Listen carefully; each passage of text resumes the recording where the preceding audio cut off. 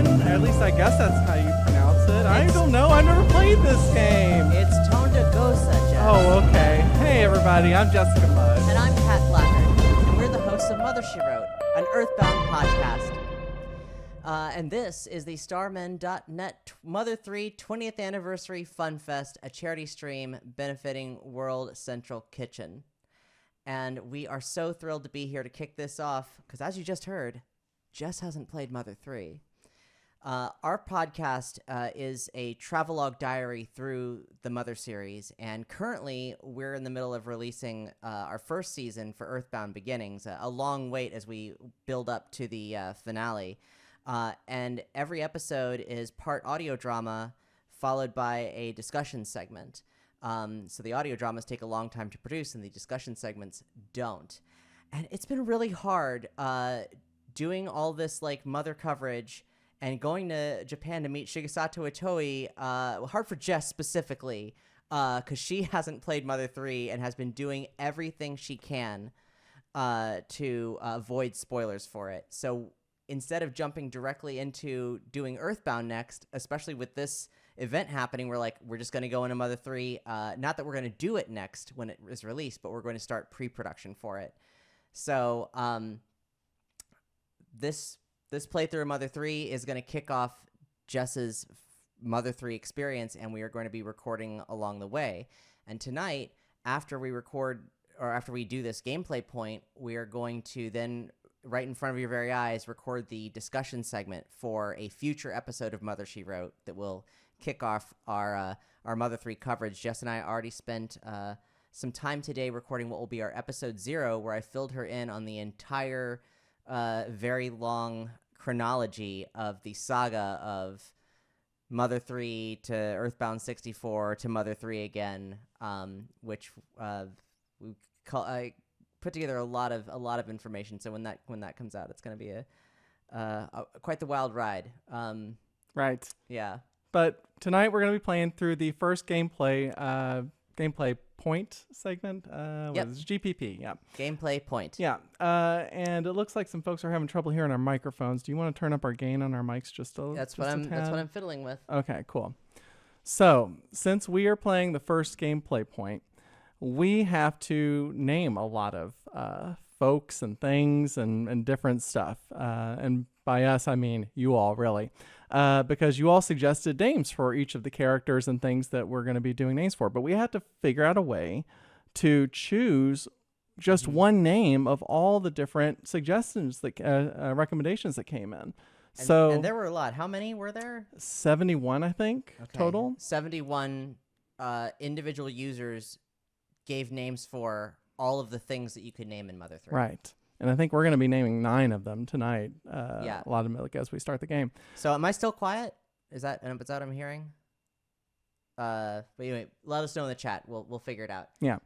All right. So we're going to be narrowing down that list of 71 names to a total of 8 per category, I guess, per character. And then once we have it narrowed down to those 8 names are going to battle it out in an all-Lucas Super Smash Brothers brawl. That's right. It's going to be fast and furious, hopefully. Okay, without mics, the audio is good. So, without music.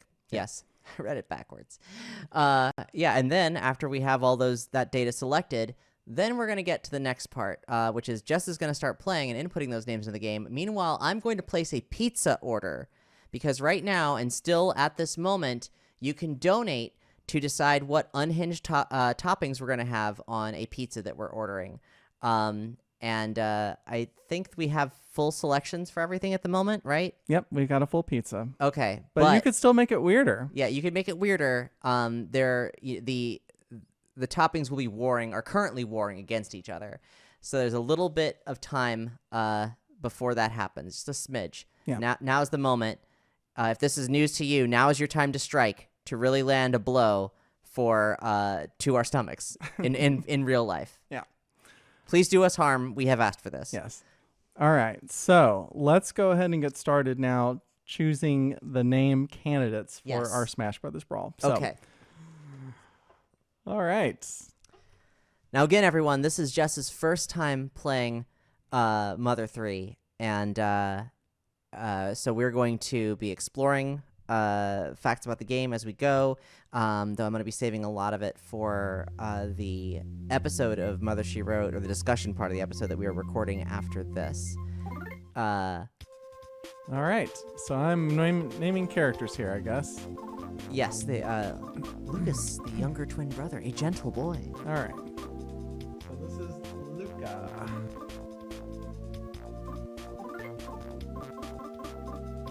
Luca. Okay.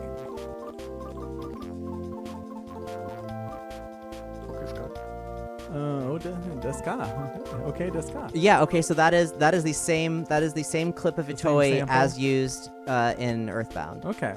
Well, probably one of the many files that Hip Tanaka slid to Shogo Sakai. Okay. So now this is the older twin brother, an energetic boy. So I guess this is Klaus. This is Clyde, who we're gonna call this person. Yes. Oh, look at them hanging out together. That's cute. Doing a little dance. Yeah.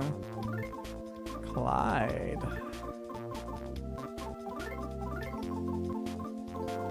All right. And now they ran off and fell down.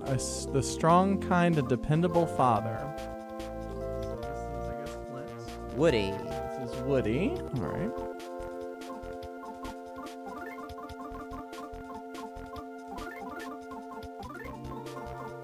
Woody. All right.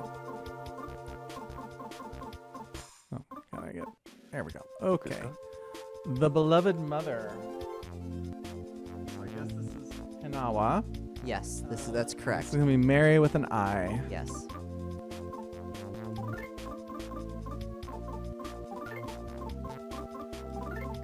This Sorry, is adorable. I'd be helping more, but I know you got a job to do. I'm trying to get to these. Oh yeah, pizza are we gonna toppings. look and see what the toppings are? Do you want me to help with that? Well, I think I've got it pulled up. Yeah, here we go.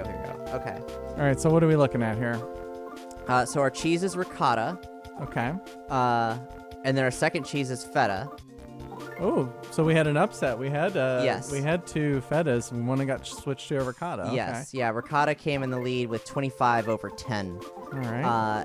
Next for our first meat is Italian sausage over anchovies. Someone beat out anchovies. wow, I'm okay. a bit upset about that. All right. Trombone is the dog. Favorite homemade food. I love these animations that they. It's they're super cute, playing. right? Full of character. Please savor and enjoy all of this. Lay. Now, before you do that, do you want to explore what the don't care defaults are for food? So if I hit don't care, will that? Yeah, that'll feed you the defaults. But will it just automatically select it, or do I have to go back? Oh, I don't know actually. Go ahead and enter in les emotes. Les emotes. What does my shirt say? It says. It says whisper words of wisdom. Let it be. All right, lay. Where's the space? That one? Okay. With smoked bacon was beaten out with a $100 donation for the highly appropriate roasted pork. Wow. Veggies, rosemary potatoes, black olives. I'm so glad the rosemary potatoes made it in there. It's such a weird topping. And pineapples beat out mushrooms by $10. Ah, okay. All right, so now I just gotta plug this in. Okay, favorite thing. Look at this. This is like families all together. This is so nice. All right. Our favorite thing is Lucar. I can't wait to not be inputting this pizza order so I can really bask in the vibes you're getting from this. Mm-hmm.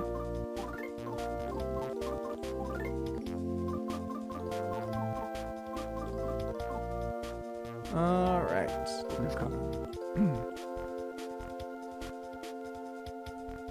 All right, that's it for that, I guess. All right, now we need the window flavor. And what speed do we want? Fast speed for this? Yeah, So we want to make this fast speed. Okay. Yeah.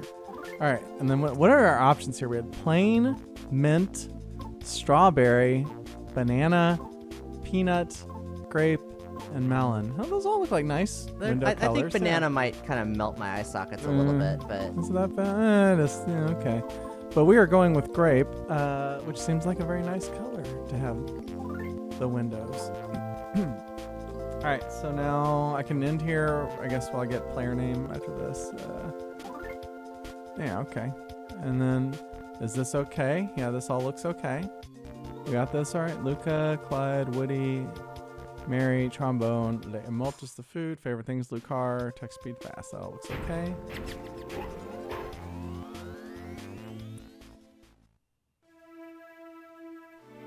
Welcome to the world of Mother 3. welcome, Jess. Finally, yes. finally I'm to here. the world of Mother 3. Yay! I don't have to be spoiler free anymore. Well, almost. I guess I mean, gotta finish the game. After but, this gameplay point, everything after this is still, That's true, danger yeah. zone. The Nowhere Islands. All right. This music is awesome.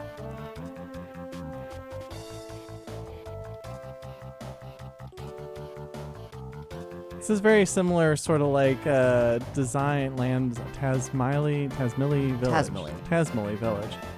Very like similar aesthetic to like Super Mario World and like Zelda: A Link to the Past. Beyond the Sunshine Forest.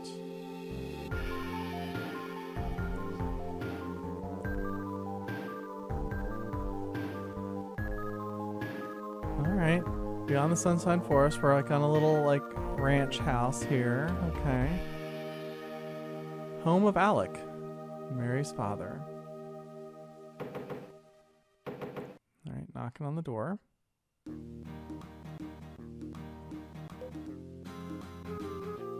Okay. All right.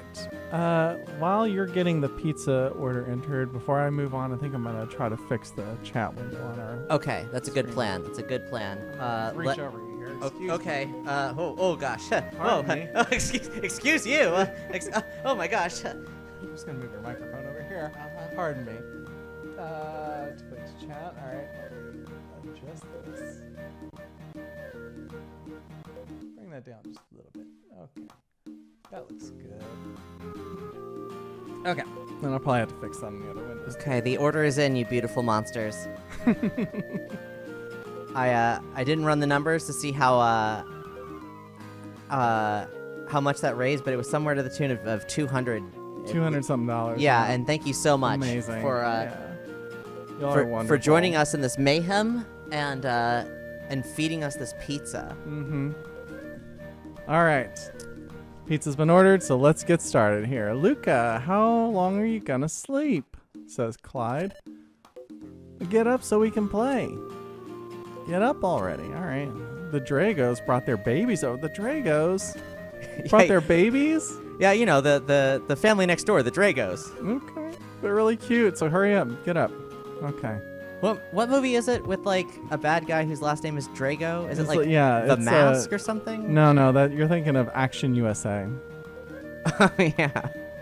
Everybody look up Action USA. You'll thank me later. Same bedhead as always. I'm never thinking Real Harry wood Potter. bones, That's okay. gross. All right. No problem. Is that like a jar of pickles he's got on his? Those are night pickles. Night pickles. They're heavy in melatonin. Well, you know, whatever we need to sleep. Right. Like whatever's in that strange vase there. Yeah. Okay. No problem here. All right. I'm just like looking at walls now. Did you go to the mirror? I did. Yeah? I did look and it said same bedhead as always. Oh, right. Yeah. Sorry. I'm still in pizza land. You were in my Pizza brain. Land. It's all right. Okay. All right, here we go. Down the first floor. Is my lamp gonna attack me now? Yeah. Morning, Mr. Sleepyhead, Luca. Okay, Clyde's been up for a while playing with the Dragos. All right. Look at this stove, fireplace. It's huge. There's more sleeping pickles up here. Okay. And a bed down here. Okay. All right. doesn't look like there's much more to do out here. Are you planning to play in your pajamas? Scoot upstairs and change your clothes. Okay. Yes or no, Jess? Well, it's a simple question. Here's the thing. If this was our son, it'd be absolutely no. But, no, unhinged run. No. Then you stay inside in your pajamas the rest of your life. All right, game over. All right, fine. I'll go up and change. All right. Okay, well, I can't change there, I guess. Can I run? Is there a run in this? Or is there like keep pressing buttons, Jess. Find things out. Discover things. I'm working on it. Okay. Are my clothes in the oven? In the fireplace? No? Okay. So wait, what did you answer when Hinawa said... Oh, hello. I said no. I was gonna go outside in my pajamas, and she said, "Okay, fine. Well, you stay in here then." Well, okay, that's your problem. Congratulations. Did I break the game? You soft-locked the game, Jess. All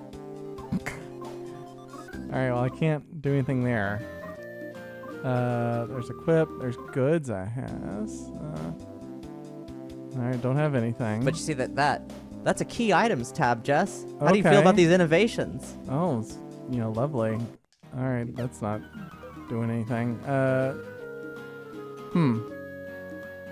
right, I promise I will change clothes. Oh, okay. Scoot upstairs and change your clothes. Yes, okay, fine.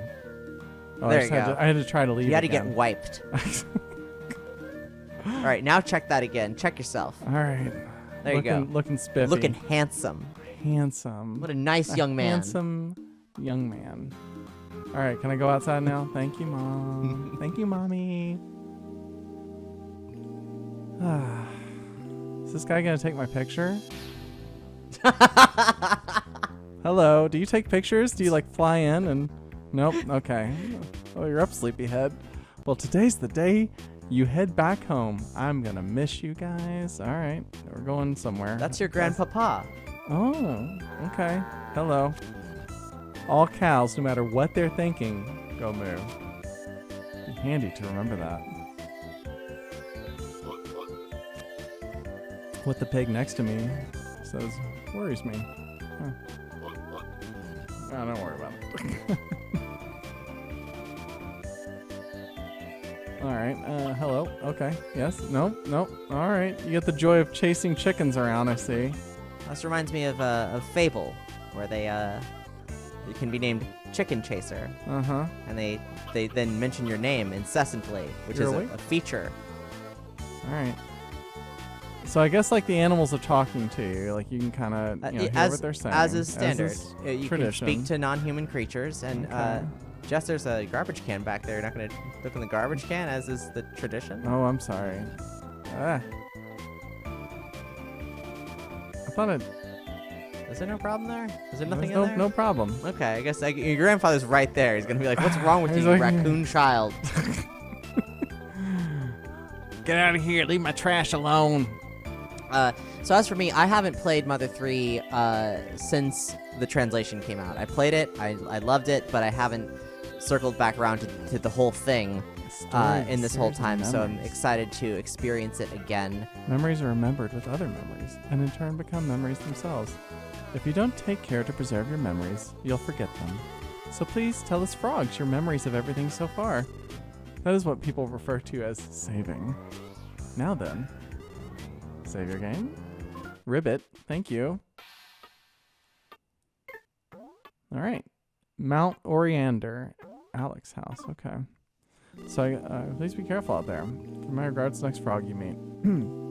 All right. So I guess the frogs are like save states or save stations here. That's interesting. All right, and then we can go down here too. Okay. Well now. Keep going. I'm checking all the places first before I commit somewhere. Okay, I've already been all up there. All right. There are ants at your feet. You might accidentally step them, so please don't continue that. Ants? Ants? Well, watch out for the ants. What a kind soul. Frog's like, what up? Some ants over there? I'll go eat them. Okay. Yo, bro, you got ants though? Okay, hello. Oh my gosh. Did you just like kick that dinosaur in the shin? I think he headbutted it. Okay, sit down. Oh, okay. I'm beat. I just beat up a dinosaur. Playing. Oh, the Dragos. Okay. You should play too, Luke. Yeah, let's play. Okay. Here, try ramming into a Drago. Lucas still doesn't know how to ram into things yet. Okay. What an amateur. What a baby. Can't Teach even me the ram. ways, Sir Alec. My grandfather, Sir Alec, run into stuff. Try to imagine a thing called a B button. Right. Use the force, Luca. That's right. Hold that B button for a second and let go. Doing this will let you dash, and by using this dash ability, you can ram into that Drago there. Okay. Show him an example. All right. Show me how it's done. Hey, look, Jess, there's a frog. Oh, yeah. Little baby frog.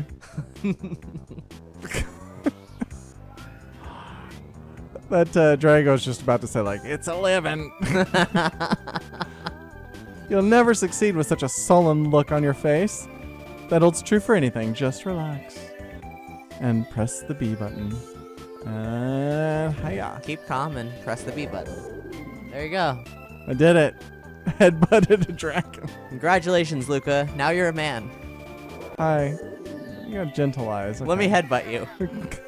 Oh, you're just recently born. Live birth or hatched? What do we think, chat? This Drago first friendlier than it appears. All right, let's play again. And boom. Nope. Oh, okay. Yeah, there you go. Hey, Jess. Yes. Do me a favor. When he gets back up, hit him from the side. All right, hit him from the side. And you can fall on me? Oh, ouch. This game is full of little considerations that, like, you know, Super Nintendo games. Oh, I've never done that before, actually. That's interesting. They make a little baby noise. Uh-huh. Now leave me alone, kid. I make you baiting over here. That All right. that Draco was the mother all along. Did I do good, Grandpa? You're a weakling now, but I know that someday you'll be stronger than anyone else. All right, thanks, Grandpa. The harder you run into, the more the Dragos like it. Okay. Move it out of the way. Make way for the great mole cricket. I might have to write that one down.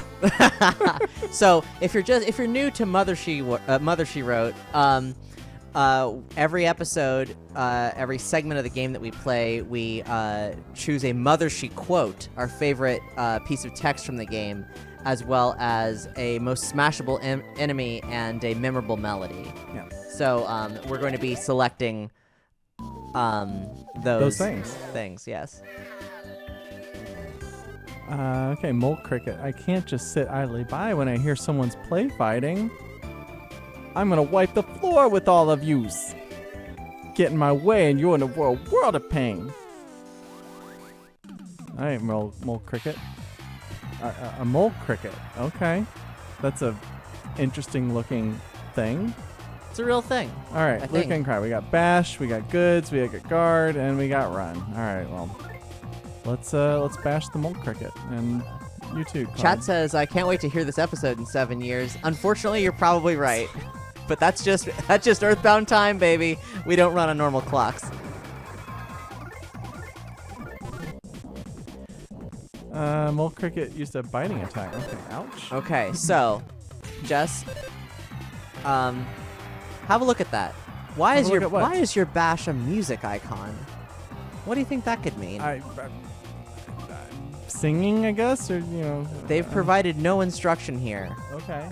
But why don't you try tapping that button in rhythm to the song as the attack is coming through? Well, unfortunately, you're just too strong. You beat up a defenseless bug. Well, he started it. Yeah, take that. Now scram. I see you have more of a spine than I thought. If you'd like, I could train you personally sometime. Next time we meet, it'll be at the big Mole Cricket Hole Stadium. I look forward to seeing you there, bro.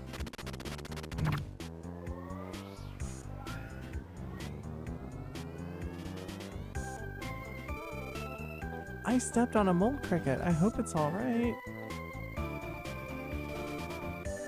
Don't you say that like that's a normal thing. All right, lunch is ready, and they made our favorite, the emote. Oh, merci, maman. Merci, merci. I thought we were playing Clair Obscur again. Papa va-t'en. Now then. All right, listen, folks. Here's how to. This is really how to say. Maybe you're right. Maybe he is the photo guy. It's not too tedious or troublesome, so you should talk to frogs as often as you can.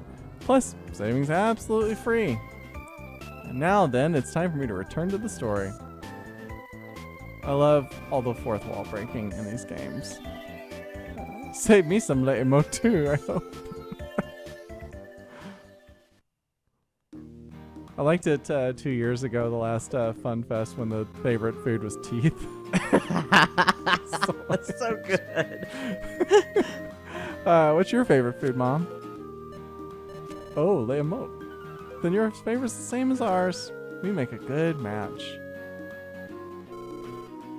After we're done eating, we need to get ready to go home. And we have to go through the forest to get back, so we'll need to leave early. And don't be silly. I bet the kids can make it here on their own. It's that safe. All right? So safe. And there's just ants on the path, you know. What harm could they do? I bet even you could handle it, Luca. What a weakling. You're just like Lloyd. You suck. I spit on you. That was mean. All right. So now it's evening. Okay. Dear Woody, just like you said they would, the children have been running around the mountains and fields tirelessly since the moment we arrived. Clyde is as daring and full of energy as ever, while Luke is still a bit coddled, but neither one seems tired of playing at all. My father seems sad to say goodbye to his grandchildren after seeing them for the first time in so long, but we should come home by this evening. I'd forgotten how nice and refreshing the mountain air is. You're always covered in the smell of sheep back in Tasmally Village, so I really wish you could have been here to take in this air, if you get my meaning. The next time we visit, let's ask one of our neighbors to tend the sheep so we can all come up here as a family. Clyde, Luca, and I were always thinking about you. When we get home this evening, I'll start cooking some of your favorite lemont right away, or lay-emote. With love, your dearest Maury. Is she just saying that out to the wind? Like No. speaking on the wind? Yeah, just whispered it to the wind. No, she was. Oh, she was dictating it to a bird that's going to go Yes. deliver the message.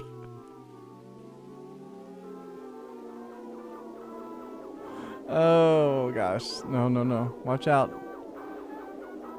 Ma'am, you just launched an unlicensed bird into the air, so we're going to have to go take care Is of there that. traffic control, Hinawa?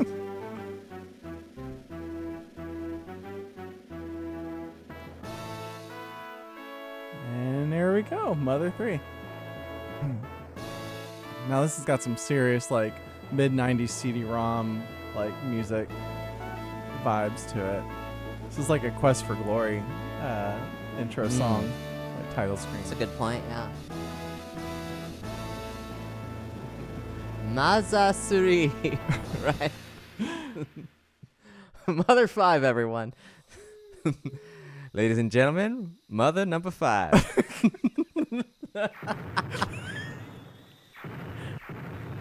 Oh, that doesn't look good. Oh, no. Okay, now we're rocking. My log has something to tell you. I got my 4x4.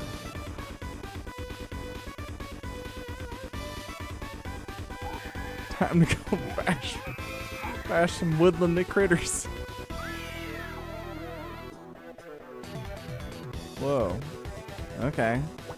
Who are these folks? Oh, hello. Where did you come from? What did you do with my wife? Firebombed her. Firebomber? Hardly know her.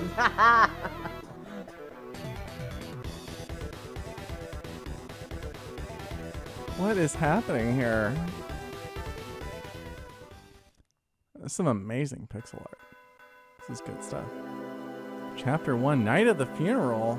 Well, that turned dark all of a sudden. Also, hey, look, Jess, chapters. Chapters? Incredible. Oh, and here's Toro. Hi, Toro. Nope, she's not visiting the stream yet. Woody! Woody! There's a snake in my boot. You got me twice with that. It's a fire, a fire, a fire. Sunshine Force is on fire, and a huge fiery, flaming fire.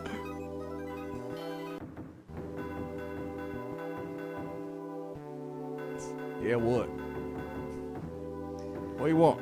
I was drinking my sarsaparilla, and you done interrupted me.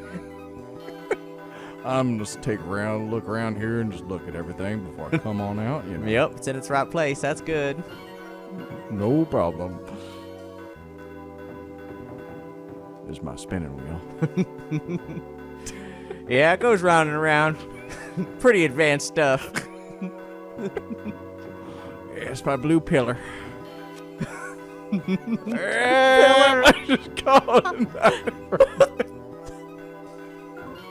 I suppose I should do blue pillar.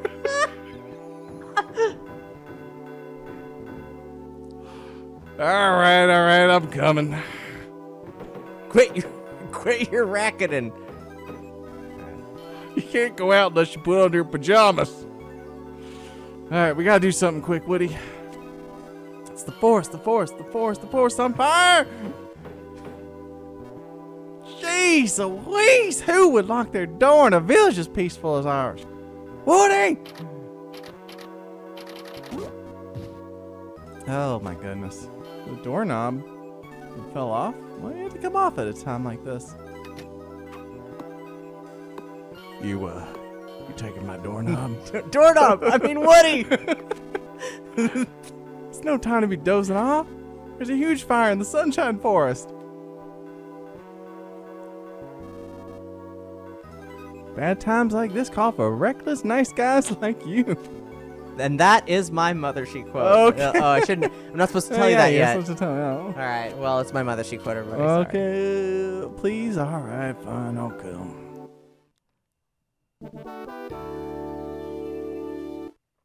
All right, Thomas. Follow me, but don't stay too close. What's so wrong with that? I happen to like following behind people. All right, fine. Hey, you want to come too? He's hiding something inside his doghouse. What could it be? A stick. Go get it, boy. Make a good weapon in case anything happens. Make sure to equip it first. Just hold on to it. It'll be as useful as a caramel. All right. So I should equip this? Let's see here. All right. It's teaching you that you need to be aware of this. Stick. And an ordinary hat. Love that. Oh, defense +3. Yep. Well, It's pretty high quality for an ordinary hat. I got it from my grandpappy.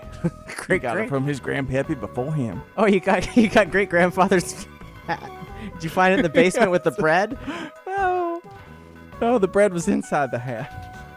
All right, favorite flowers, sunflowers. Okay. Yeah. I found it's important to stop and smell the flowers if you're on your way to a disaster. They're milling about restlessly. Okay.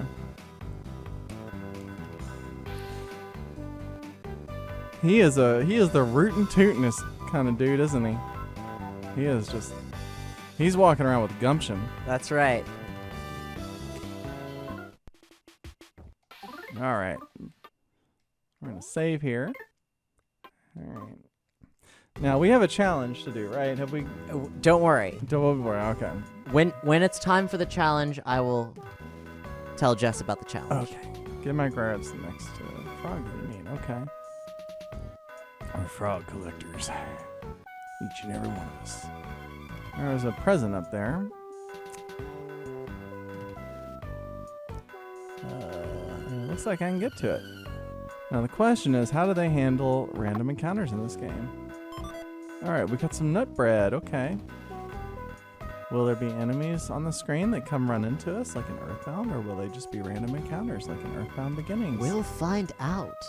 I can't wait until we do. No problem with this tree at all. Hello, sir. You look like you could use some help. Ah! Woody! Why does everybody greet me that way? Now, I think this guy named Biff looks a fair amount like, Biff Tannins of certain ages. Really? You think so? I think so. Full sky north here is pitch black with smoke. All right. You think he is? Turn around. Turn around, guy. Let me see what you look like. You can probably talk to him from the front and he might turn around. So, okay. Oh, Yeah. yeah, there we go. Nah, I think that's a stretch. You don't Yeah, look you like, think you don't so? look like Biff Tannen. I thought it's like, kowtowing to George McFly, Biff Tannen. Yeah, possibly. The sunshine fire, it's on a forest. No, wait. The funshine forest is on a tire. Oh, gosh, I don't know what to say. Richie, if the forest catches on fire, Clyde and Luca and Mari are stuck out there. All right. Thank you for informing us of the stakes, young child. Thomas's Bazaar, we got the goods. No, that's a good slogan. You gotta hand it to it, you know? Yeah, all right, that's true. Jackie's Yado Inn. We won't over pamper you here. Just the right amount of pamper. Ah, Woody. We may even under pamper you. Came by for your weekly pampering, eh?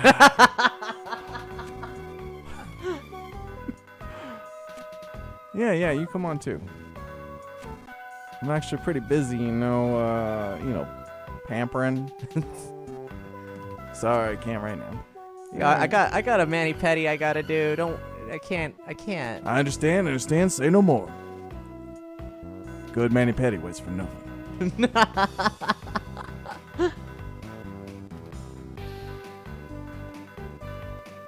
Just a simple clothesline. You got a problem with that? Nice. This game has attitude. Now, This isn't the time for that. Alright, fine. Moving on. Oh, wow. Look at these folks. Mr. Woody, you should probably take whatever Thomas says with a grain of salt. That's just the kind of person he is. They're saying the Sunshine Forest is on fire. If that's true, we better get our butts out of here before the fire engulfs our village, too. Alright. And then, Thomas. What are you running around acting like a siren for, honestly? now, Lisa is Thomas's wife, which is why she's being especially scolding towards him. All right. Let's see here.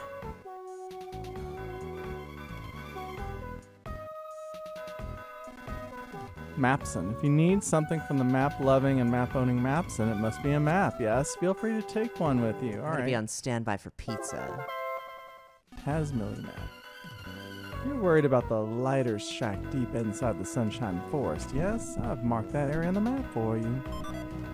Alright. Please hurry and see if he needs help. Oh, whoops. Silly me. Forgot to tell you to check the map, didn't I? To check the map, you need to... how do I put this?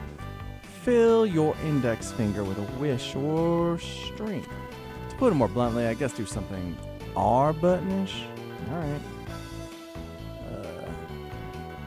I don't know if that's working for me. Oh, no, there we go. Okay. Yeah, okay. So there's a map, and we are marked, so... Okay. Hello, sir. Woody, took you long enough, pusher.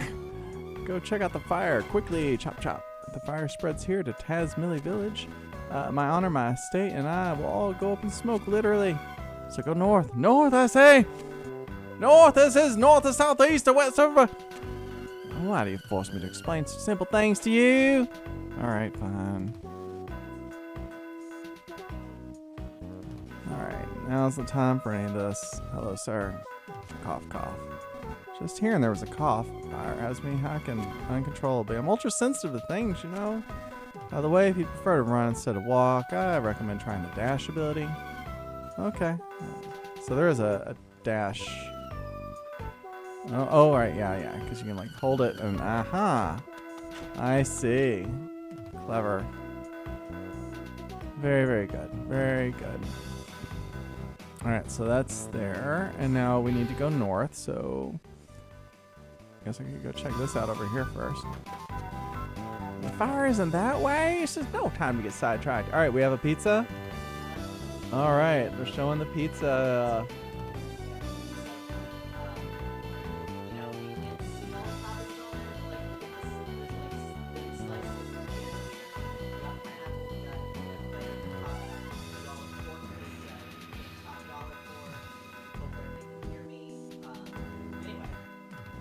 Yeah. I think it's going to be a good pizza. All right. So, should we try a piece here before we move on? Maybe? Okay. All right. We got to try this and see how everybody did.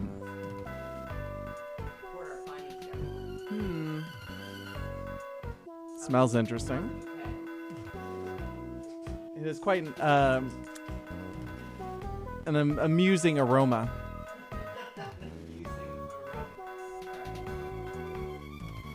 All right, come sit down and we'll try some of this together. Yes. Okay. With our feta ricotta cheese, our Black olive. pineapples. Italian sausage. Black olives, Italian sausage. Yep. Beautiful. Roasted potatoes. Potatoes. All right. All right. Thank you all for contributing to this wonderful pizza, this wonderful charity. And Itadakimasu. Itadakimasu. Okay. Wow.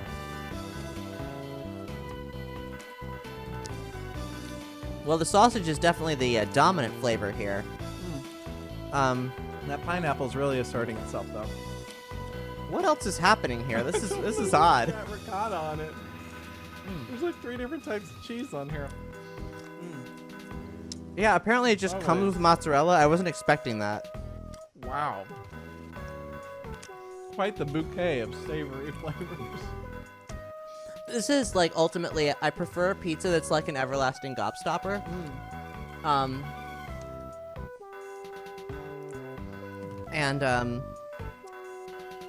And this is definitely that. Every bite has been different so far. I have never eaten anything like this before.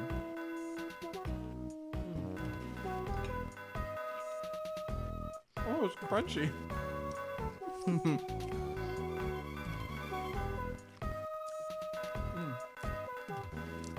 Is it the potatoes that's crunchy? It must be. I think that's what's The going potatoes are good. They're on. thinly Like sliced. potato chips? Is that what these are? No, they're it's like a gratin style potato. Interestingly, gratin is one of the default choices you could have chose for the favorite right. food. Alright,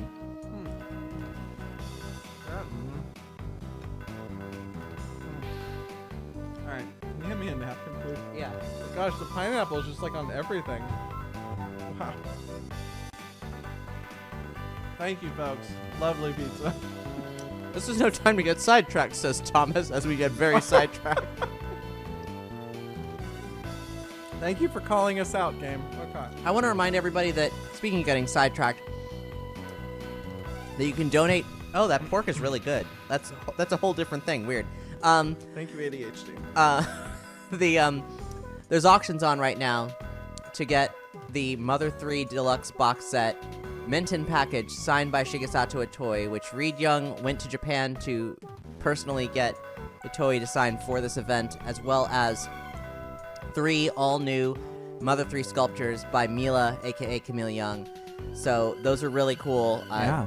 Do bid on those if you have the means. And a little bit later, when there's not pizza in front of me, I have a Mother 3 Deluxe box set that we can unbox together, so you can see what it's like. It's in there. All right, let's continue on here. So while you were getting the pizza, I learned that I can hold down the run button and then start dashing about. Isn't that an interesting run mechanic? It's very cool. I like it. And here's another frog. Save your game. Yes, please. All right. In the town square. Please be careful out there. Give my regards to the next frog you meet. I'm just going to start running this way. Oh, I like how the guy behind you following you, like, runs, too. With his, like, legs just, like, fluttering along. Woody! Sunshine Forest, which is the west of the crossroad and past the prayer sanctuary. This pizza's so weird tasting. It's It's incredible. so strange, yeah. We asked for strange, and you all delivered. Yeah, thank you so much. Last time we did this, everybody just made a really nice pizza for us. And while I love that, it was also kind of like, come on, hit me. I'm right here, hit me. Mm-hmm. Yeah, Thomas's run cycle is very close to like something. Whoa. Okay. You just, that's your job. You're very well suited to it. Hi. Hey, later. You see the fire from there? Hey, I see he's as non-talkative as ever. All right. What was I saying? You were saying right. his lovely pizza. His run cycle. sorry. It's practically like the Roadrunner's kind of figure 8 run cycle. It's a Yeah. very cartoony run cycle. Edible mushroom. Well, we do love mushrooms. Why don't you go? I don't know there's anything special about it, but you can check item descriptions and stuff as you get them. See what they do. All right. There we go. We have goods, equips, and you can just sleep anywhere, I guess. All right. So the ordinary hat. No, sleep is a feature for the Game Boy Advance. Oh, right. Bread made from nuts restores 30 HP. All right. The stick is an undeniably plain stick.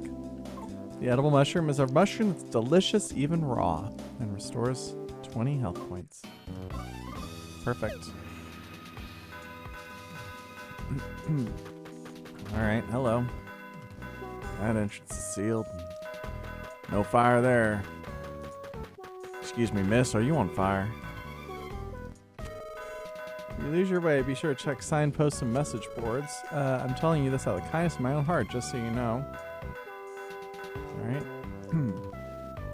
Sunshine Forest and north is Sunset Cemetery. Okay. And then we have our map. So, I'm sorry if I'm just kind of like You're exploring figuring it out. around. Yeah, This like, is what you'd be doing. yeah, this is what I'd be doing. Graves have never looked so scenic. No zombies allowed, though. Well, good. I'm glad they posted a sign.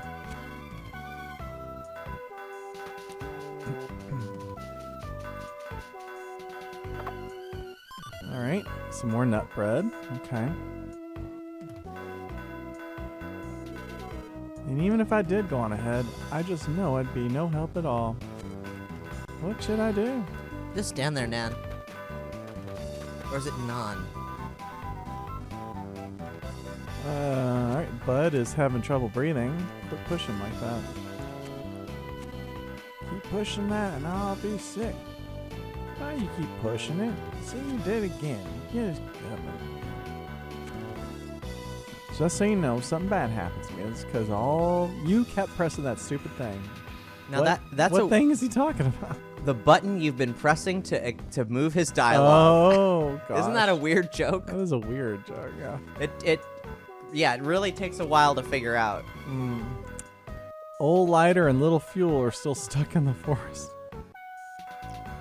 A lot of the characters who are connected to each other have, or maybe all of them, Sparrow advice. Got a minute.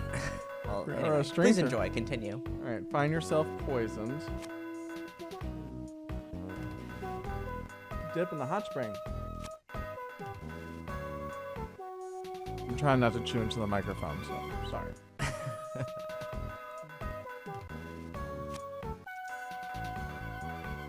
All right, so if you get poisoned, go jump in the hot spring. That's right. It naturally sucks the poison out. That's good advice, Mr. Sparrow.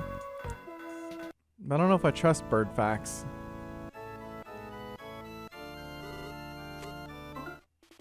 All right, we'll save again. Wait, we're already level 7? That's. I guess you start higher. He just starts that Yeah. way. Brad's next frog you meet. Okay, and then I love. Everyone's saying, the "How working could here. you for making Bud sick?" Or was it the other one?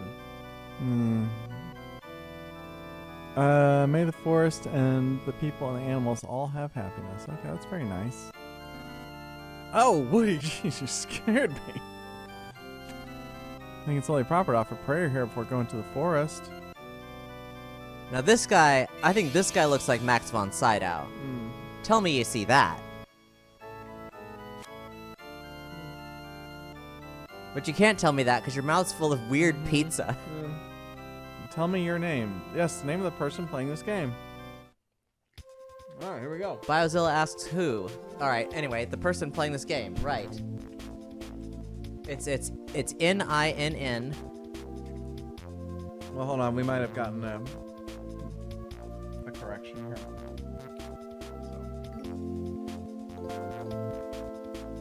Okay, so we're just gonna be we're gonna be extra careful here, just in case this is like some bad actor doing something low-key weird.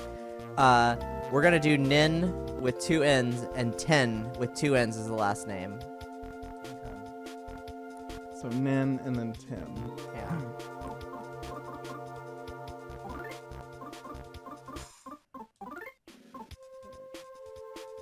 Nin.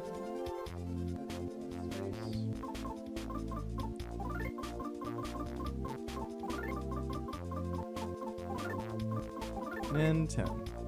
Beautiful. All right. Never heard of him. Okay. Okay, this guy. All right.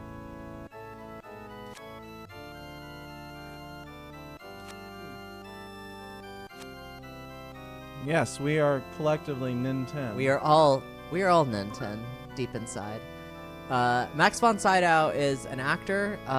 He's in a lot of things. Notably, he's the voice of Vigo, but not the actor who physically plays Vigo in Ghostbusters 2. He plays the minor character Lor Senteca in the first of the sequel trilogy of Star Wars films. All right, so it says, after I count down from 3, we'll forget you were ever asked this question. Yes. All right, I'm going to forget. 3, 2, 1. What? Forgotten what? Nothing. Don't worry about it. What did I forget? You saved. Don't worry. You saved, so everything's fine. Oh, okay. Good. Anyway, Cool. most importantly, Max von Sydow played Brewmeister Smith in the Bob and Doug McKenzie film Strange Brew. That's my favorite role of his. What?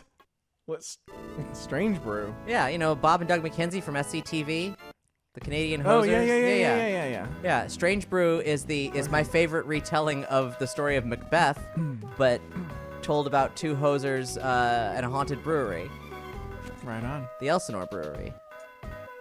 Where's the fire? Is it on a fire? Oh, I bet it's a big, giant foresty fire. Okay. It's a big emergency, Oh, so no. Ollie came to help out. I don't know how to drink liquids. Oh, you'll figure it out someday. I can be useful too, you know. I'm not just some annoying onlooker. Oh, hey. So something we haven't shouted out yet is that this also it's the 20th anniversary or 20 well the year reunion. DCMC are getting back together for 20-year reunion, and I'm really hyped about that. So I've got the DCMC Tondagasa reversible wristband here that I'm gonna put on because I'm just so hyped for this. I have the DCMC zine that was handed out at Camp Fangamer 2016. And Jess, look, there's even a little wristband for you. So even though you're not a real fan yet, but you will be someday. Yeah. So go ahead and put that on. I believe in you. I believe in DCMC. I believe in Morning Dew. Yeah. Or Morning Sun. I believe in Catherine Warwick. I believe in a lot of things. All right. Nice hat. This music sounds really familiar.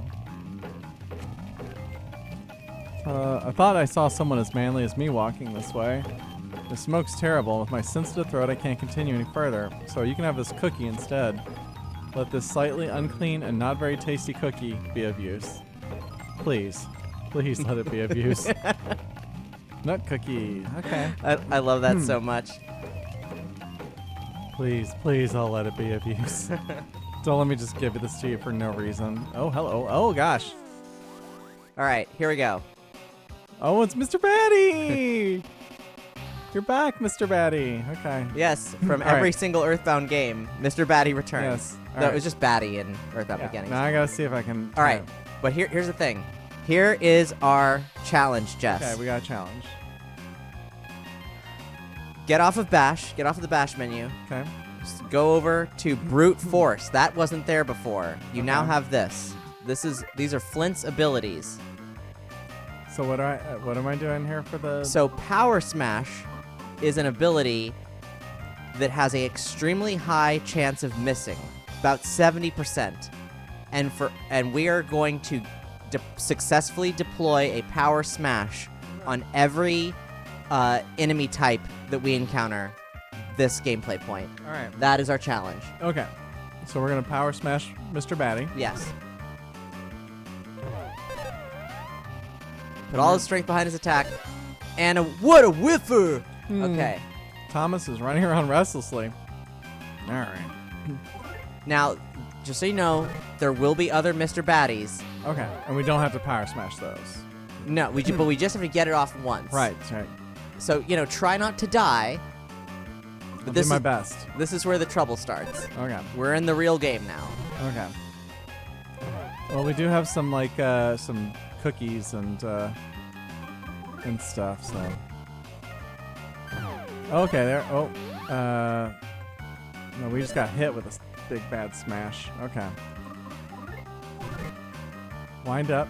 Mr. Batty became friendly and affectionate. And no, we're just not happening. Well, there's gonna be a lot of this, everyone. You said a 70% chance to miss? Yeah. Let me pull up the details here. Oh, All right. that was it. There we go. It Good worked. job. That was Woohoo. quite the hit. Yeah, Power Smash, the strongest attack that Flint obtains. It misses 70% of the time, but will deal a powerful smash attack 5 times more damage than a standard attack. All right. I feel like maybe I should use a healing item or something, because that kind of took it out of me. All right. We'll save the stronger items for later. We'll eat this useful cookie. Please let it be of use. Please what? Please let it be of use. Of use? Yeah. Please. Hey, recovered 15 HP. Well, it said it would. If you're reading the description. Yeah, I was, but Okay. it was of use. It was. See, All right, there we go. that guy, what was his name? Mike, repeating, please let it be of use. It makes me really think of, like Philip Seymour Hoffman in Big Lebowski. So now you can fight and try the, Right. try the musical thing. So there's some other swing, strengthen up, toughen up. All right, we'll try the musical thing.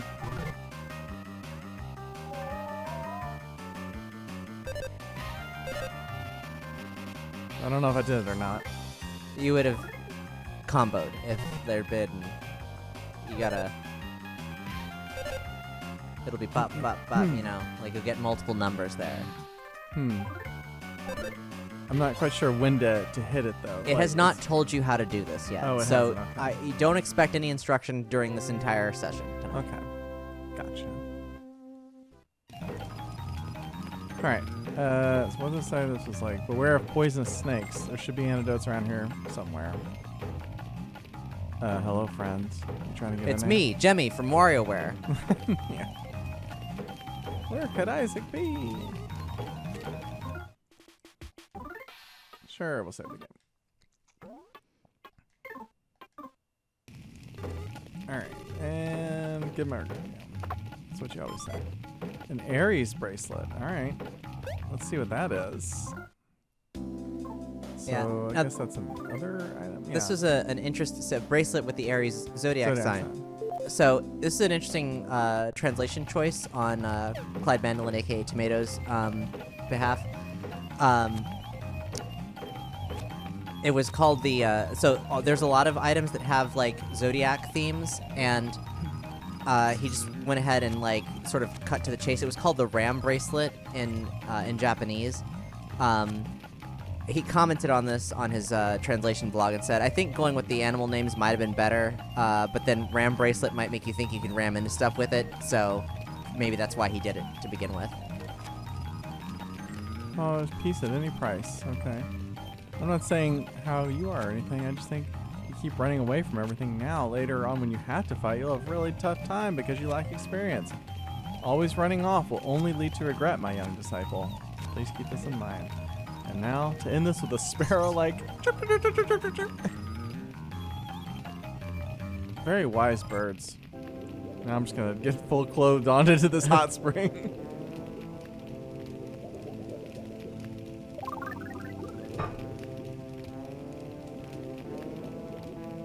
I feel so relaxed.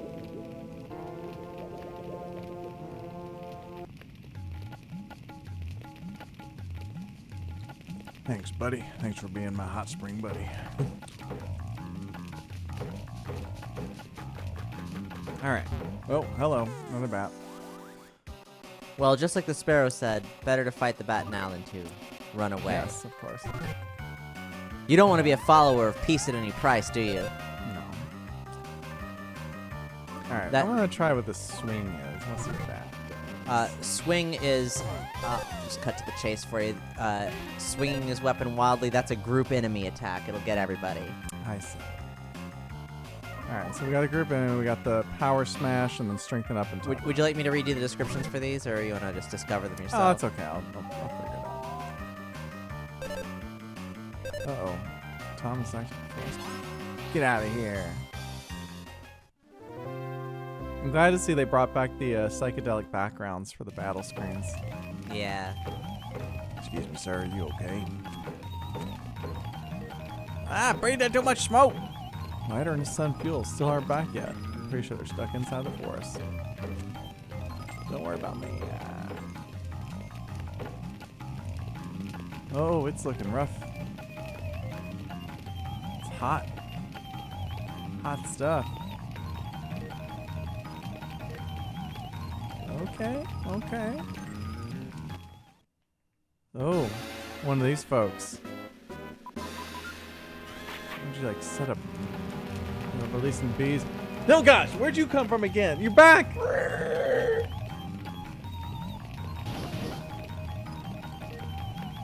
Your friends are causing a real problem out there in the forest. We've been asked if we would order the pizza again. Yeah. Yeah, I think so. I need Yeah. to. I mean, I look forward to eating more slices of it. There's still more to eat. Yeah, monster. Yeah, monster. Yum, monster. So of course we gotta get Yep, we gotta power smash power off on this smash. guy. Falcon punch. Oh. Okay. All right. And staring this way. All right, put all the strength. Kaboom! Nice. Okay. Enemy left to present. Okay. Some nut bread. All right. Cool. All right. So I have a map here. So we're going up there to the north. That's the shack. That's the shack. And I can't go that way because it's on fire. Probably. Right. So they're forcing me up here. Hello. You want to fight? Ah. Did I get a Look at- snuck attack? look at Snuck that. up on him. And- and he's facing backwards. Yep. They changed the sprite art. All right, so I don't have to hammer smash him again, because all right, now he turned around. Okay. Yeah, monster. Goodbye. Okay. And we're now level 8. Okay, IQ went up. That's good. And the enemy left a present and some more nut bread. Great. We're eating good tonight. Very nutty though. Hello, friend. All right, this wasn't too bad. Okay. Yeah, all right. Not bad. Do you like that? Like strikes them out into the Oh, I love that. void. Yeah. All right, now how can I tag him from? It looks like he's maybe got his face turned. No, I'm not sure how to tell which direction he's facing.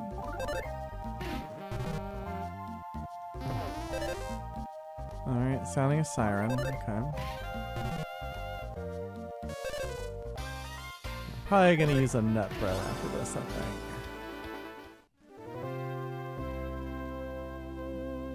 Especially because we just got some off that enemy. So, all right, goods. And It allows you with nut bread. They really want you to I know have a high fiber diet. This particular it's juncture. important when you're out here in the forest. Do me a favor and walk into the fire. Sure. Ouch. There you go. Why would you have me do that? That's fine. I would expect a pig person to say that to me. What? I'm not a pig person. I saw My you name's take Kat. your mask off. Okay, hello. Are you a friend or foe? You never seen a bug like this before. Okay. Lighter. You all right? If I was all right, I wouldn't be laying here. Try to beat these things up, but more just keep coming. I can't get past them.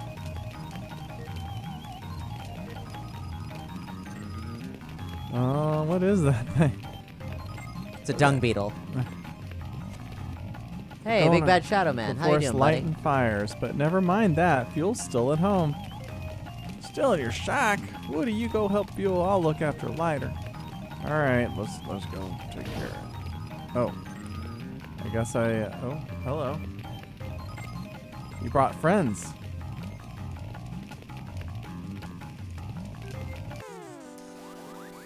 Well, so obviously you know what you could do to hit all these at once, but what you really need to do is power smash. Yeah. Let's see how long this will take.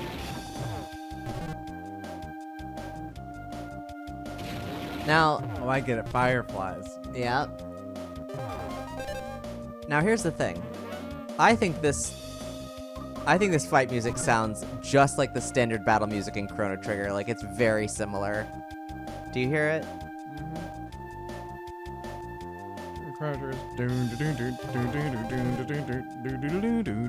Uh-huh.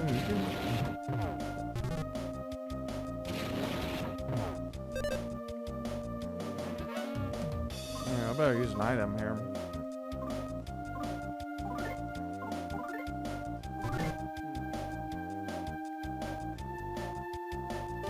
Sorry, try not to chew into the mic. Oh my gosh, ouch. Ouch, ouch, ouch. Ouch! Well, this isn't Better. gonna do it all. Not great, though. Alright, here's the thing. If I take out 2 of them, then I can use the power thing on the last one, right? That's fair? That's in the rules? Yeah, that's That fine. works? You just Okay. got to get one of each enemy type unless Okay. I grossly misunderstood the challenge. And if Alright. so, someone tell me. But Alright, I'm gonna try to thin their numbers a little bit. My gosh.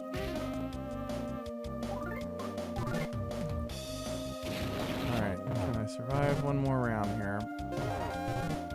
I mean, gosh, if I had more time, I would, like, use a defense up on myself or something. Okay, got rid of one of them. Oh, I did not mean to do that. well, I saw the little plus, and I was like, okay, I can, restore some health. But no, this isn't looking good. This is not looking good.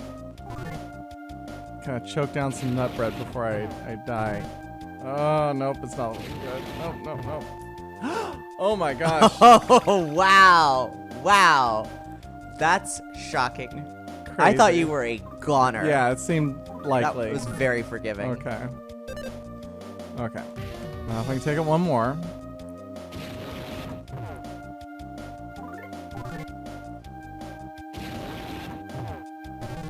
Okay, okay. Ugh. Okay, 2 of them are down. eat another nut bread. Okay. So that's good. Now let me use Biozilla wants to know when Pippi's gonna I'm show gonna up. toughen up here. I could use Pippi's help right now. Alright. He stiffened his body. Okay. Bring it on, sucker. Come on. That's right. Alright, now let's try to power smash. Whoa! Right out the gate. Well done. Yeah. Do you want to... Yeah, we'll do that because it's harder to high five from the side. Yeah. Okay. Phew, that was close. And I got some more nut bread. Hooray. What's in your engines, Jess? Nut bread.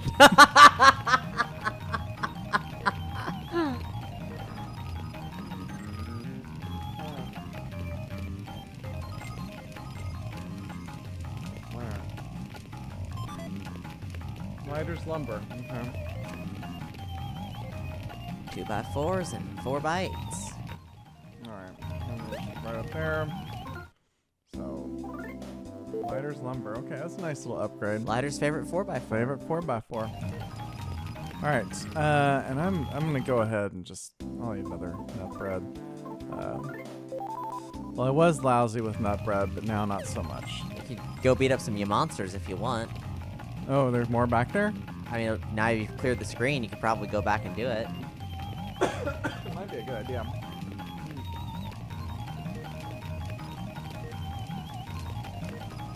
At least I think so. Yeah, there you go.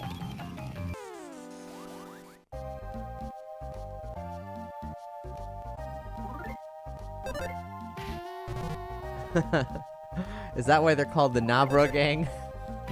Nabra. Okay.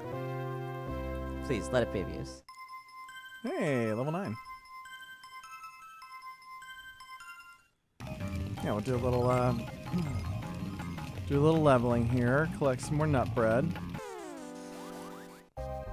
We can do, for those who come after, we can do them a solid, load them up with nut bread. Yeah, that's right.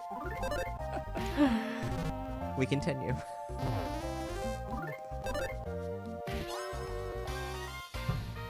Mother 33.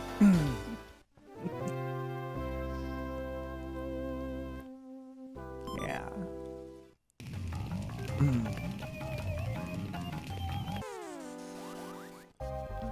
Whew. Yeah, it was a decent pizza. It was unconventional. It was a little strange, for sure. Reed, if you're out there, thank you so much for the pork, because it was really interesting. Like it's a very good flavorful pork from this place, and it added a whole other kind of like smoky quality to this weird smorgasbord. Now I feel pretty strongly. Have you tasted any black olives in this? No, I haven't. I think they stiffed us on the black olives, and folks, I'm sorry about that.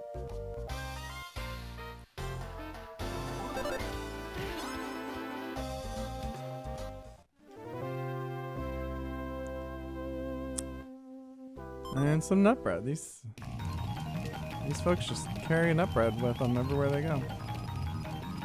Alright, and I think that might be the last one down there. Yeah. Alright, can I run through here and not hit any fire? Like, that's a challenge. Run through this. Oh, Not quite. But did it count? I don't know. Can you get the rhythm? Can you find it?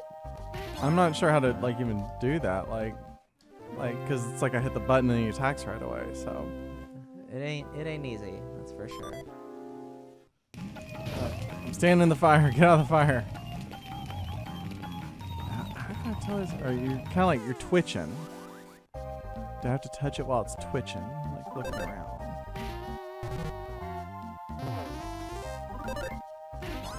Alright. Oh, someone's gonna take one for the team and eat some black olives for us. Oh, thank you. Yeah, thank you very much. I can't see who said that, but thank you. We have some olives in the fridge. You can throw them on there. I don't think they're black olives, though. No, they're garlic stuffed green olives, and they're halfway decent. Alright. I guess I should get going here. ma'am. Oh, what are you? Ugh. Go look. I don't know. Go look. Have a Don't know look. about this one. Go have a look. Okay, what's in there? Oh, hello. Okay, it's a good friend. It's not a evil barrel. Garlic does make everything better. It's true. If only people had voted for garlic. They could have had an even better pizza, but instead, you made the right choice. It was unhinged. It still is unhinged. I can't wait to eat more of it. You have to take your time getting here. My gosh. What just happened there? I think that child was just consumed with flames. All right. Oh, hello? Oh, hey, what are you? There's somebody up there who's like laughing at me or something. Hiya. You really mispiggied that door. What? You're right. That was a Wario-ass statement, and I'm okay with that. That man knows what's good. Mm-hmm. The flying mouse. Okay. All right. What are you? I better toughen up here. I'd say so. I think that's a good choice, Jess. Well done. All right, and then let's eat some mud bread. They're like, you're gonna need all these healing items. All right. Let's see if we can power smash them. Zilch. Swing and a miss. Jose Canseco bat. Tell me you didn't pay money for this. Not in this economy. Whoa, there it we is. go. Wow. And that's the challenge, folks. Kaboom. That was it? That was That's it. everything? All right, we did it. Hooray. All right. That flying mouse was pretty unhinged. I'm going to write that down. That's maybe my smashable enemy. Jess, could you pass me the pizza box, please? Sure. Thank you. All this carnage is making me hungry. I understand. All this nut bread is making me want this nutty pizza. All right, there's something going on right here. Oh, it's just sparking, I guess. That wood. Yeah, it's just doing its wood. It's just doing wood its wood stuff. thing. Just doing wood stuff. Okay. You gotta know this. Your name's Woody. Come on. True. You got a snake in your boot. Oh, all right. Figure out some way to get over here. Navigate through. Watch out. We gotta move this thing. We gotta run into I like it. all your Flint muttering. Yeah. That's a real man right there. Smashing logs with his bare body. A body made out of bears. Give me fuel. Give me lighter. Give me that which I desire. Seymour, the house is on fire, says Biozilla. No, it's just the Northern Lights, Mother. Yes. All right. Let's go, kid.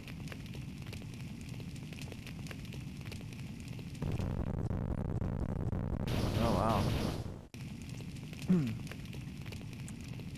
Now, this kind of reminds me of the intro to Grimstone from UFO 50. Mm.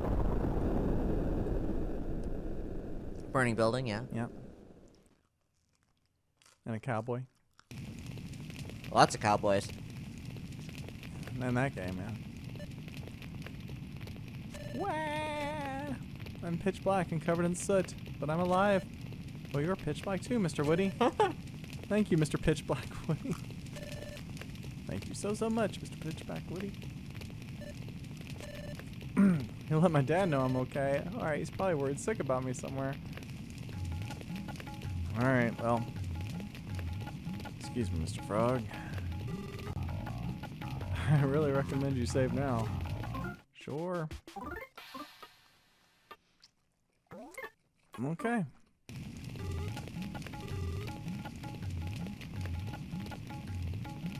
Ricotta and pineapple, it's a winner. I highly recommend it, everybody.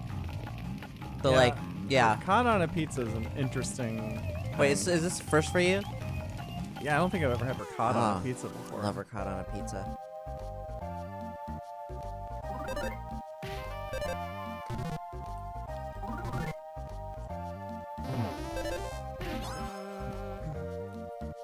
So I guess that means that's all the enemy types we're gonna encounter this play point.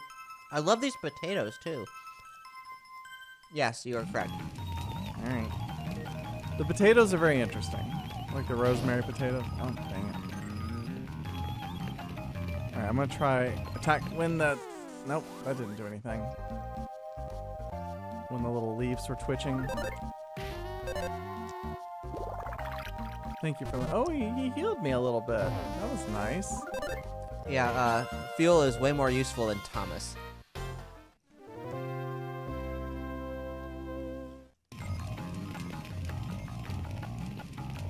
Okay, and attack. I'm not sure how to tell which direction he's facing. Wow, just one shot. We've gotten so strong. Mother 3, at this time of year, at this point in the Switch 2 life cycle, localized entirely in your kitchen? Yes.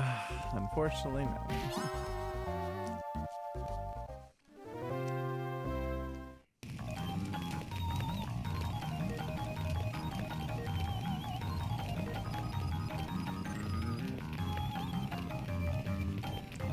Alright, can't go that way.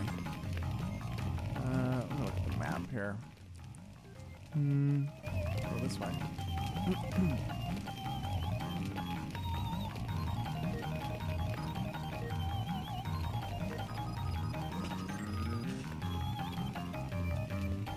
Alright, let's go over the hot spring and go clean off here.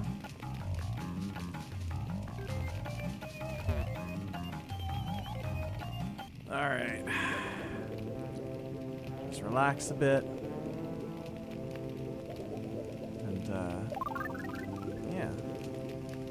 But I get oh gosh.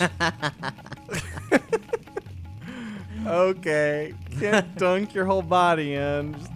That's very silly. Wow. Got him.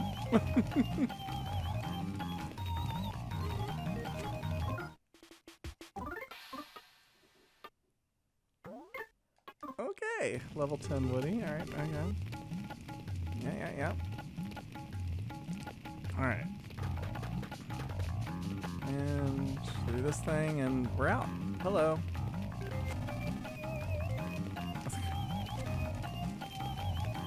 You're really. He's drunk.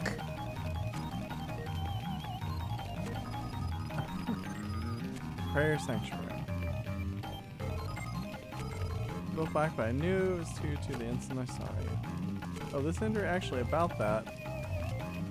Yeah, this injury right here.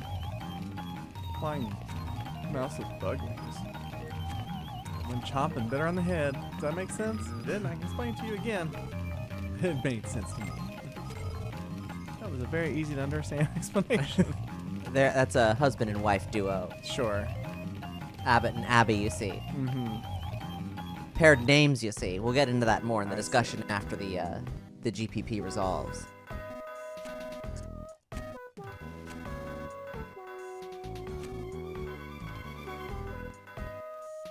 Lighter and fuel, we've got to get these two together. I'm like saving every opportunity because that's just smart. That's just RPG logic, right? Yeah. Alright. I seem to have fixed that pinned message problem. I've never seen that before. But it appears to be better now. Pinned message problem? I don't know. It was a pinned message in the chat. Don't worry about it. Oh, okay. That's for me to worry about and you not to worry about. Gotcha.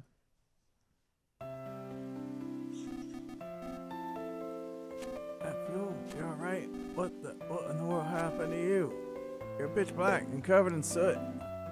Oi! What in the world happened to you then? You're pitch black and covered in soot, you is. No, I don't think so. Yeah, what about you, Dad? You busted your leg. Oh, this ain't nothing. All I gotta do is twist like this, and then this, and then this, and ow! My leg came off! Concern it! Boss, what in the world are you doing? Fixing my injuries, obviously. Doesn't look like What does it look like? Anyways, we sure are lucky Woody showed up when he did.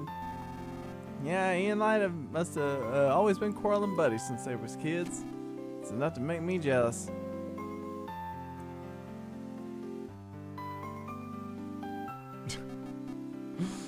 Can't believe that the hot spring washed off like everything from the neck down. That's so funny. Oh, you won. I think that could have been the first time I've ever heard the boss thank anyone. You're right. The only thing that make this any stranger is if it suddenly started pouring rain. I said.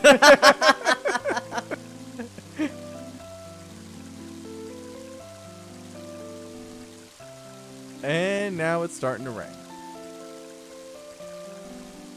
Well, let's just hope this rain puts out the fire. You need to tend to lighter. Let's head back to the village for now.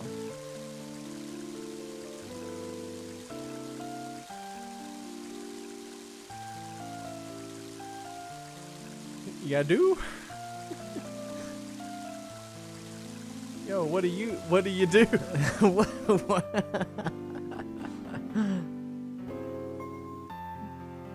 I don't know. What do you do? Tessie, there you are, Woody. You're all patched up now.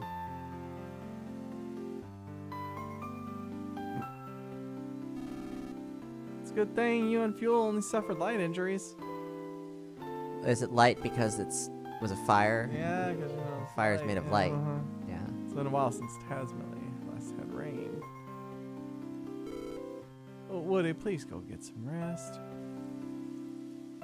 Right. It's been a while, yeah. It's been a while. See anything else in the fire besides those weird bugs? I'm talking about some suspicious people with pig-like masks on. Those bastards. Turned the forest pitch black. And you, Woody? You wound up pitch black too. You should get some rest now, Dad. Oh yeah, you were pitch black too. Okay. Come on, Dad. You really need to rest now. When are Mary and the others coming back? With a forest like it is now, won't the way back be dangerous? Thanks for everything. Helping others out, being helped by others. How do you like it, Woody? So when it's in quotes like that, it's usually like indicating that they're performing a haiku, and there have been several haikus so far. Sorry, I can do it again. Helping others out, being helped by others, helping. Okay. All right, so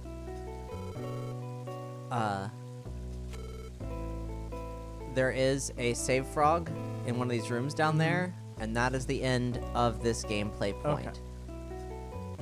Cheers to the rain for putting out the fire. Hey there, Woody. Sorry I wasn't much help earlier. But if that never happens again, I promise I'll help out. You must be tired. You should get some rest. The room on the farthest end is unoccupied. Well, okay. What's that sign say? Don't forget to use the bathroom before hitting the hay. Oh, and be sure to brush your teeth, too. Thanks, Mom.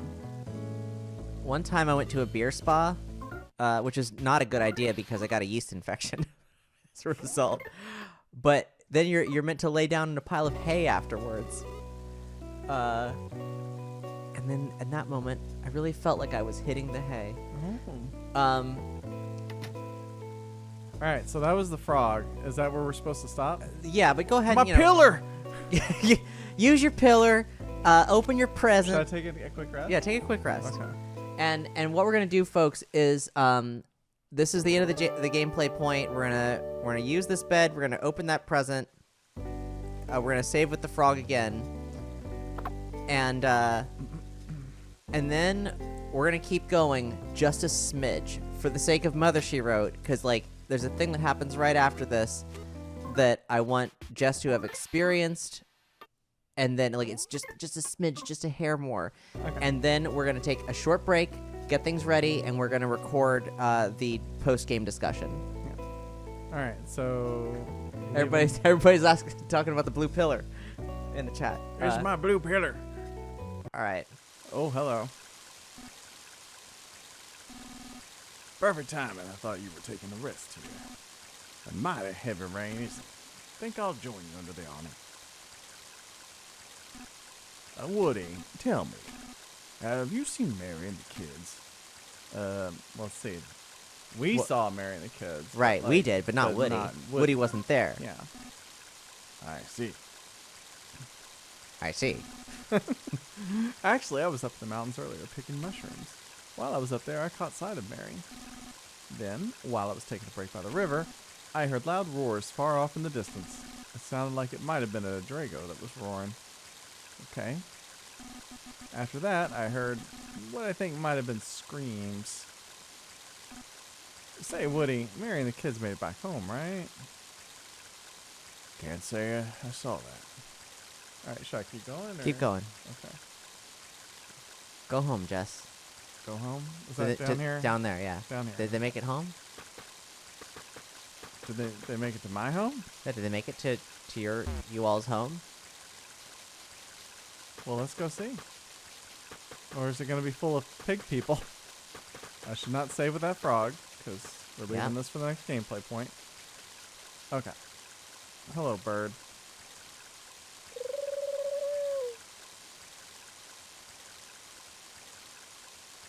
It's a letter. The bird's like, here, let me read it to you. Dear Woody, just like you said they would, the children have been running around the mountains and fields tirelessly since the moment we arrived. Clyde is as daring and full of energy as ever, but Luca is still a bit coddled. But neither one seems tired of playing at all. My father seems sad to say goodbye to his grandchildren after seeing them for the first time in so long, but we should be home by this evening. I had forgotten how nice and refreshing the mountain air is. You're always covered in the smell of sheep back in Tasmili village, so I really wish you would have been here to take in this air. The next time we meet, let's ask one of our neighbors to tend to the sheep so we can all come up here as a family. Clyde, Luca, and I were always thinking about you. When we get home this evening, I'll start cooking some of your favorite le amont right away. With love, your dearest Mary. Wasn't that sweet?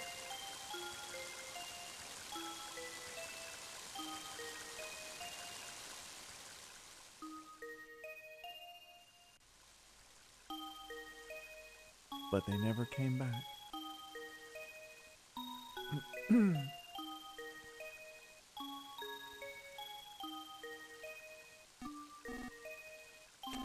With all this rain, they could catch cold. I'll go find them. They're probably taking shelter from the rain somewhere. It's getting late, so we should all go look for them. Let's get the other villagers to help too.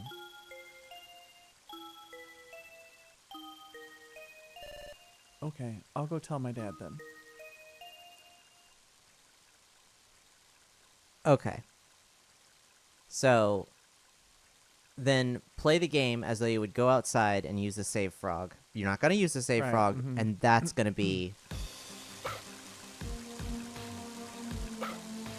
Trombone. Woof woof. Please take me with you. I'm sure I'll be helpful. Well, of course take trombone.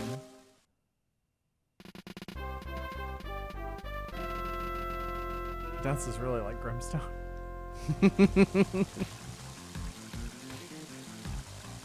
Alright, we got our pups with us, our puppers. Yep, and that's it. And that's it, that's all you wanted. That's it. Cool. All right, folks, so that is our gameplay session for the evening, but we're going to be right back in just a moment. We're going to refresh ourselves real quick, and we will return with our post-gameplay point discussion and what will be the kind of prototype for a future episode of Mother, She Wrote. Yeah, cool. We'll see you soon. Yeah, be back in just a minute.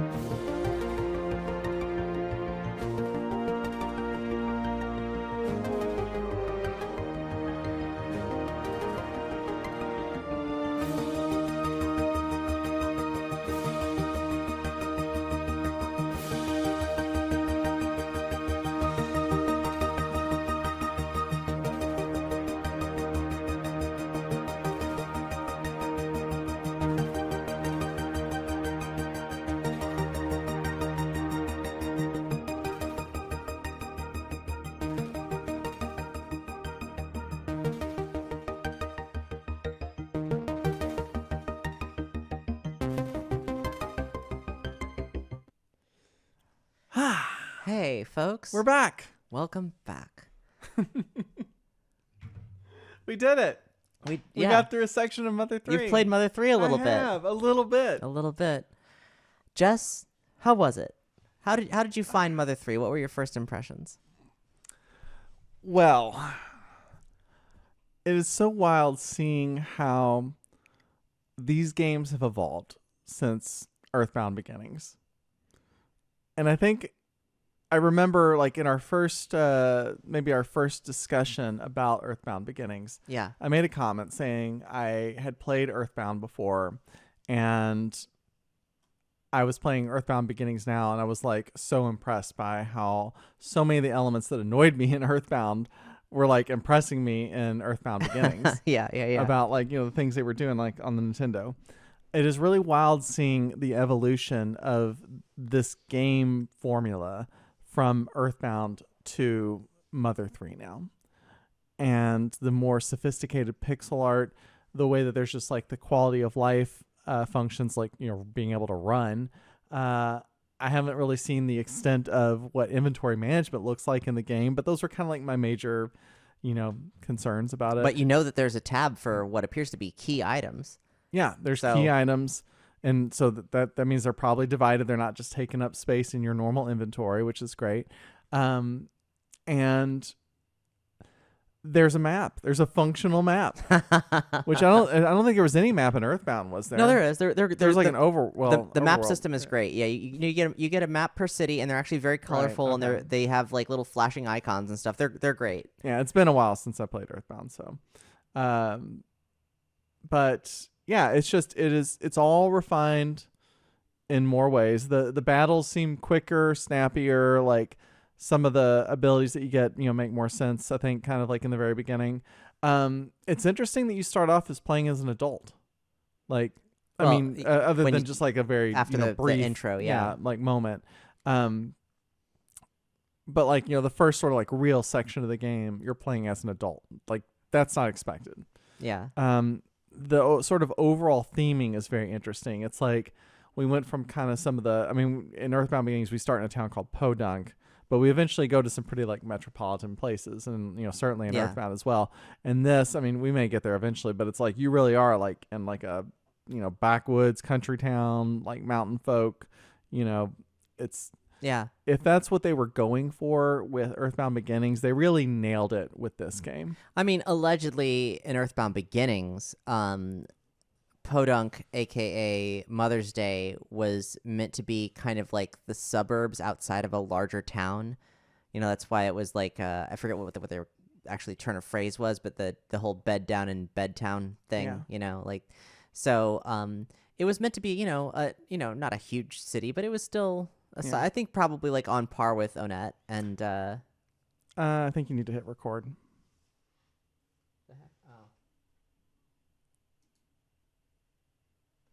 I thought it was going. Yeah. Oh well. I can record my first impressions again later. Do it again. Okay. Later. And all right. So what were you saying? I was saying that it's basically it's redundant to Mother 3, but the Podunk and Onett I think are probably meant to be relatively the similar size. Yeah, that makes sense. But yeah, it's really kind of cool. So it was about 10 years of time difference and like a lot of different phases of development for Mother 3. Yeah. After EarthBound, so they had a lot of time to sort of like refine things.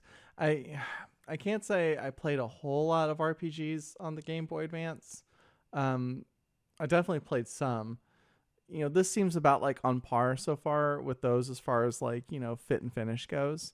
But it's definitely got that Mother charm to it, and like the humor is great. Like I think I like laughed out loud when like that really they show that really tall guy that's like ringing the bell there. Yeah. That was hilarious. There's just some of the just zany off the wall stuff that they're doing, and like when you come out of the fire and you're covered in soot and you're, all your character's like all black and covered with soot, and you go into the hot spring to restore yourself, thinking, okay, I'm going to restore my energy and I'm going to clean off.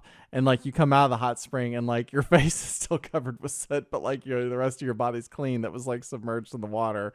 It's so great. It's very silly. Like there's a level of visual storytelling here that they were never empowered to do. And that's really dynamic. Like the thing with the doorknob where like Thomas is like pulling on the doorknob and the doorknob falls off and he's like, what the heck? And then Flint like, hastily opens the door and Thomas gets hit and the doorknob goes flying and then it like hits the side of Boney's doghouse and then like flings over to, like that's and combined with the dialogue of of Thomas panicking, that's a very cinematic set piece right there. Yeah. It's a lot. It's just like, miles beyond the usual Super Nintendo era, like characters move here, characters go here, characters like maybe like move an item out from their bodies to show that it's there. Maybe. Yeah. It's a whole, like the cinematic things that they were trying to do in EarthBound 64 are here in a way that was, really like in pixel art is relatively special. Like the emotiveness of Brownie Brown's pixel art. Mm-hmm. It's really just spectacular. Yeah.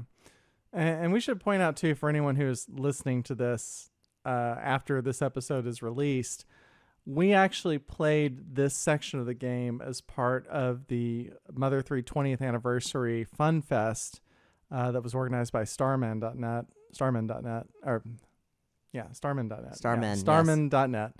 I always forget if it's Starman or Starman.net. Starman.net. And that was sort of different from how we would normally play through a section of the game. Like normally we would play through it separately, each on our own. And then in like my case, I would go back and actually watch the video of me playing through it. And then that's when I would like take notes, like collecting my like quotes and music and stuff like that. So I haven't really had a chance to do that yet. Like I try to like be in the game when I'm playing it for the first time and just kind of like, take it all in, as opposed to focusing on every, individual thing like people are saying. So, as we're talking about this here, I think folks should understand that it's probably been a while since we like actually played it. And that is listening to this recording. Right. That's listening to this recording. As opposed to those of you out there who are seeing it happen live. And I may not have had a chance to like necessarily pick out like my favorite quote or something like that. Right. Because I couldn't like watch the video. So we'll probably fix that in post. Yeah. Fair enough. All right. So we get to you start the game, and you're asked to name this entire family. Right. What do you think of that? That was really cool. I loved how playful that whole naming part was, because you're watching the different family members like walk out. They're interacting with each other. They're chasing each other around. It's like you're watching a little vignette of these people interplaying. Yeah. Yeah. I mean, I don't think I've ever seen anything like that in a game before, where you're naming that many characters, but there's like that much life to them. There's that much personality that's just there with them right off the bat. And I was just like, oh wow, this is so cool. This family, they all love each other. They're all like, getting along, and they seem to be doing great. I was really happy for them. Yeah. And unlike EarthBound, you're given a little bit more. Like Lucas is the younger twin brother, a gentle boy. And that's not just like name this kid, name this girl, name this other guy. This is your big friend Teddy, like just whatever. Yeah, in EarthBound Beginnings, you get like no information at all. It's just like, who's this person? You don't even get default names for the characters. No. Yeah. So Lucas and Klaus, the default names of these characters, they're twins, and their names are anagrams, as you may have noticed by the spelling of Klaus. And they're exactly the same names as the twin main characters of Agatha Christoph's trilogy of novels, The Notebook, The Proof, and The Third Lie. Oh, really? Yeah, so like the like twins named Lucas and Klaus, like that's the degree of influenced by those books that this game is. Just main characters, straight up reference to this. Yeah, when we were recording our episode 0 for this season, you mentioned that Was it the Notebook? The Notebook Yeah. trilogy. Yeah. You mentioned that you said the Notebook trilogy, and it wasn't just one book. Yeah, well, I mean, it That was depends. like- It depends on the time. Like, Okay. eventually they read all of them, but in the first book, the Notebook, the twins aren't named. Okay. It's like from a first-person perspective, and they never say their names. You get their names in the I second see. book. Okay. Interesting. Wow. Yeah. So, Lucas, he right now he's got a stripy shirt, different stripes than Ness, different look than Ninten. Well, he's blonde. He's blonde. That's a big difference. Klaus has red hair. Lucas's original design from like the EarthBound 64 era from 96. He actually looks like a self-insert character from Benimaru Ito, which is really funny. And then a year later, he was redesigned so that he'd look a little simpler, more human, less aesthetically loud. But they did give him a pair of sneakers that Itoi was wearing a lot at the time. Oh, really? Yeah. Interesting. Just like weird details like that. Like in the pixel art, you can see the specific Well, sneakers? it's not pixel art because it's I'm talking about EarthBound 64. Oh, EarthBound 64. Okay. Yeah. Interesting. Wow. Yeah. Were they like iconic? Could you tell like what kind of sneakers they were? I mean, I'm not a sneaker person, so but maybe. Well, Hobonichi's getting ready to release some Mother 3 sneakers or something, aren't they? Yeah, they're like Mother 3 Chucks. They've got like Lucas and Boney on them. Those aren't the same. Those aren't the same sneaks, are they? I don't believe so. Oh, no. okay. Too bad. And of course, when you hit OK to confirm the character selection, you hear Itoi saying, with the voice modulation that Hip Tanaka put on, but the Okay, desu ka? yeah, boom. Yep. And you actually hear it a lot more than you'd expect in this game. Like there's a couple different There's like 3 or confirmations. 4 times. Yeah. And then of course there's Flint, the strong, kind, dependable father. And so that was like the cowboy guy that kept seeing all the time. in the old EarthBound 64 yeah. videos. Yeah, that's the cowboy guy. Now he had a big trench coat on, here. In this outfit as pixel art, he does look a bit more like Woody from Toy Story, which may have been an aesthetic influence as they were figuring out the 3D art. And like the Dragos, for example, they may have had an influence or may have been influenced by Rex from Toy Story, like in terms of sense. more. Yeah, they have that look to them. Using a kind of of course they look different in EarthBound 64 or Mother 3 for the Nintendo 64, as the case may be. Oh yeah, and someone's mentioned in the chat that 64 era Hinawa had blonde hair. So that's where like Lucas would get it from. Okay. But there's also a lot of blonde kids who start their life off blonde and then become darker haired. So who knows? Sure. Now Flint probably his name is a reference to Clint Eastwood. That seems to make sense. Hinawa. Did that ring any bells for you? Are you familiar with Hinawa? I mean, it's a different style of name from the rest of them. It's a very Japanese name. Yeah. So, most Westerners wouldn't know it, but Hinawa's name plays off of Flint's because the Japanese Tanegashima gun is most often called the Hinawaju. It's a muzzle-loading black powder matchlock gun used by samurai.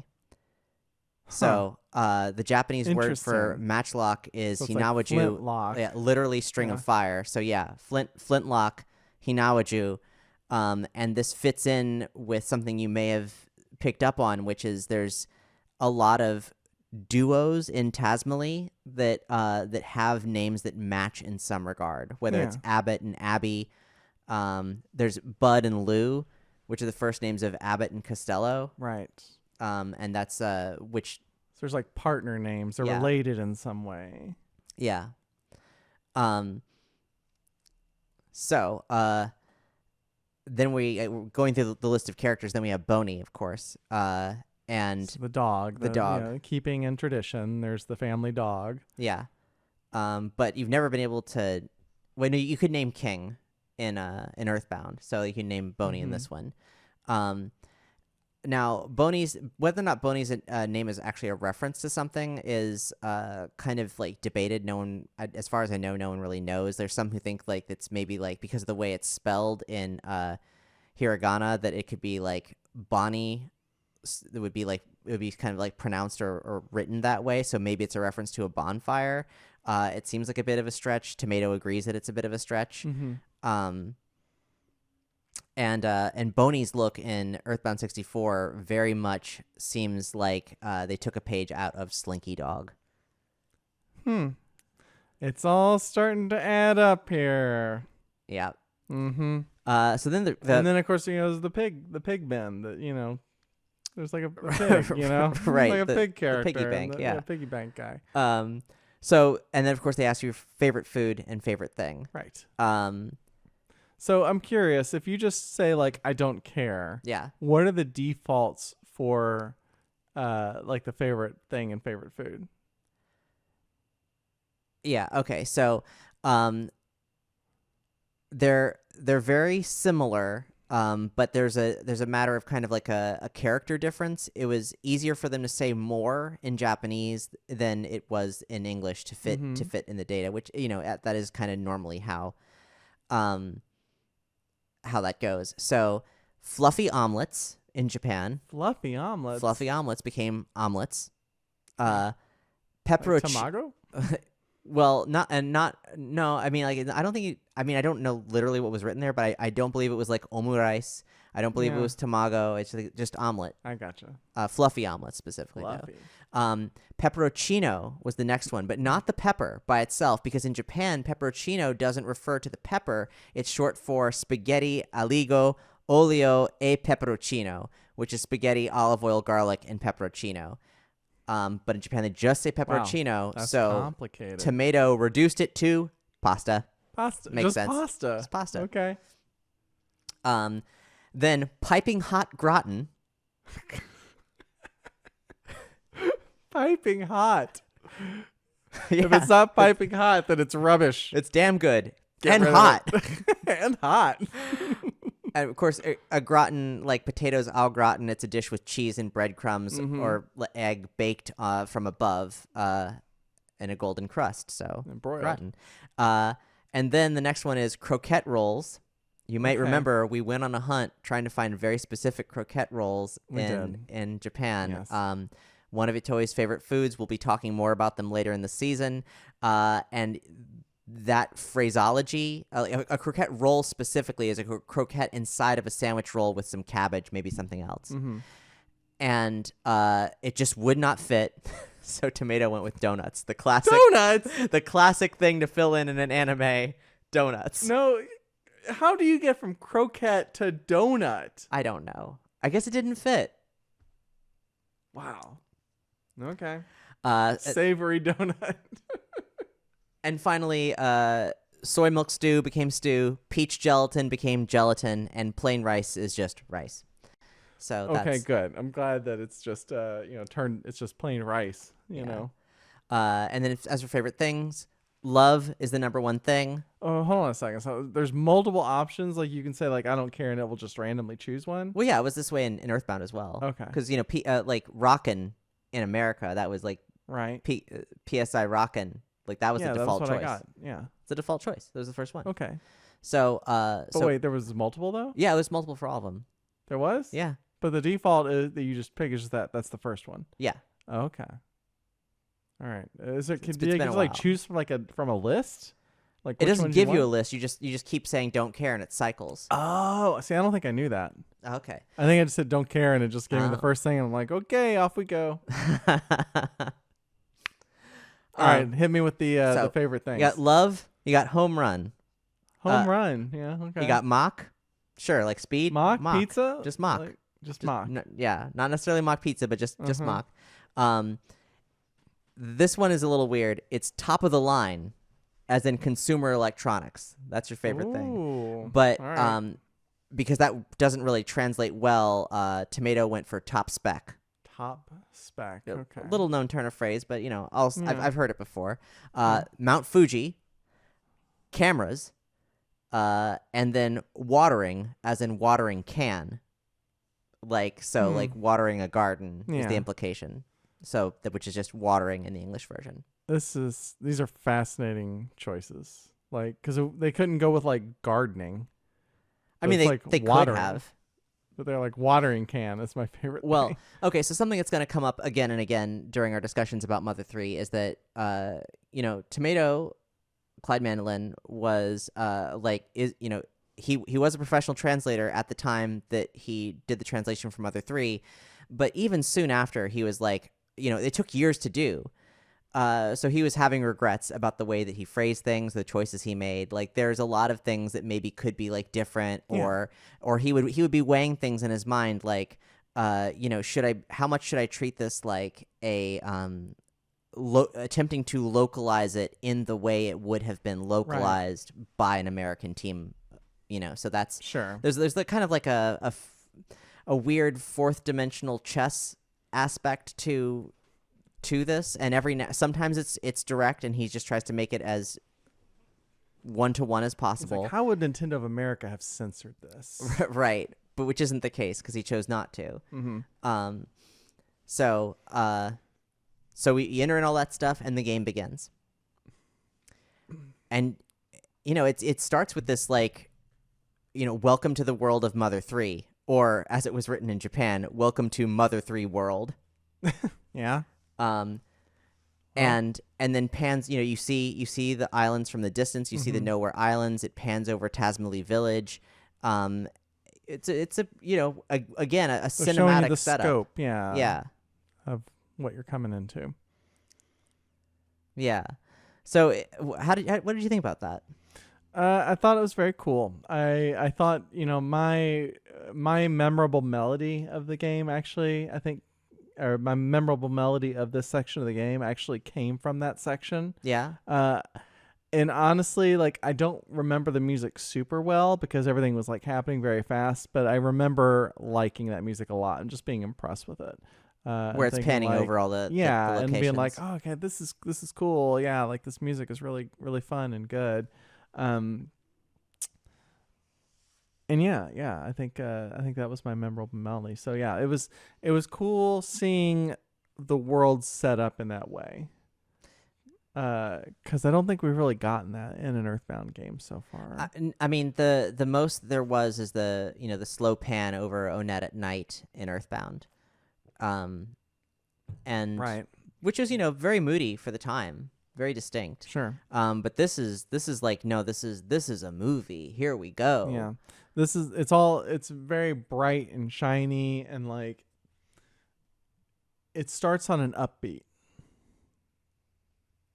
Yeah. Yeah. Yeah. Or it starts on a positive beat. I mean, there's a lot of sweeping, like there's rock guitar and sweeping orchestration in that opening. So let's see. One of the Tasmally Village gets named right away. Let's talk about that. So it's a weird. You when you were playing it, you were like, Tasmally? What is that? Yeah, how do you pronounce that? Yeah. So it's Tatsumari. Oh.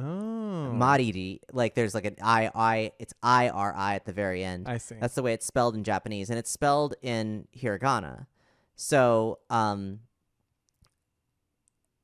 when Tomato was translating it, he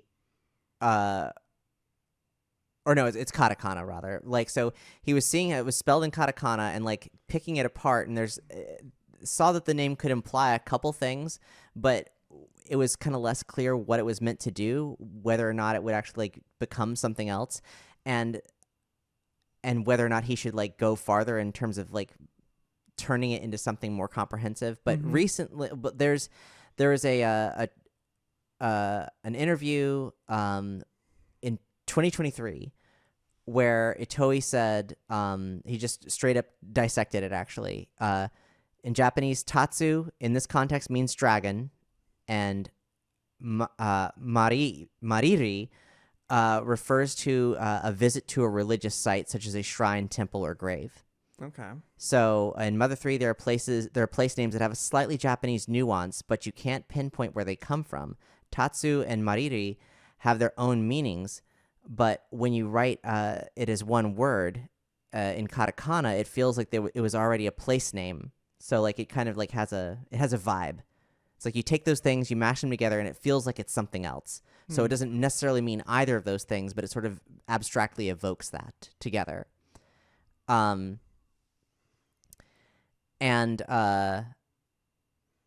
the thing is that the actual Tasmily spelling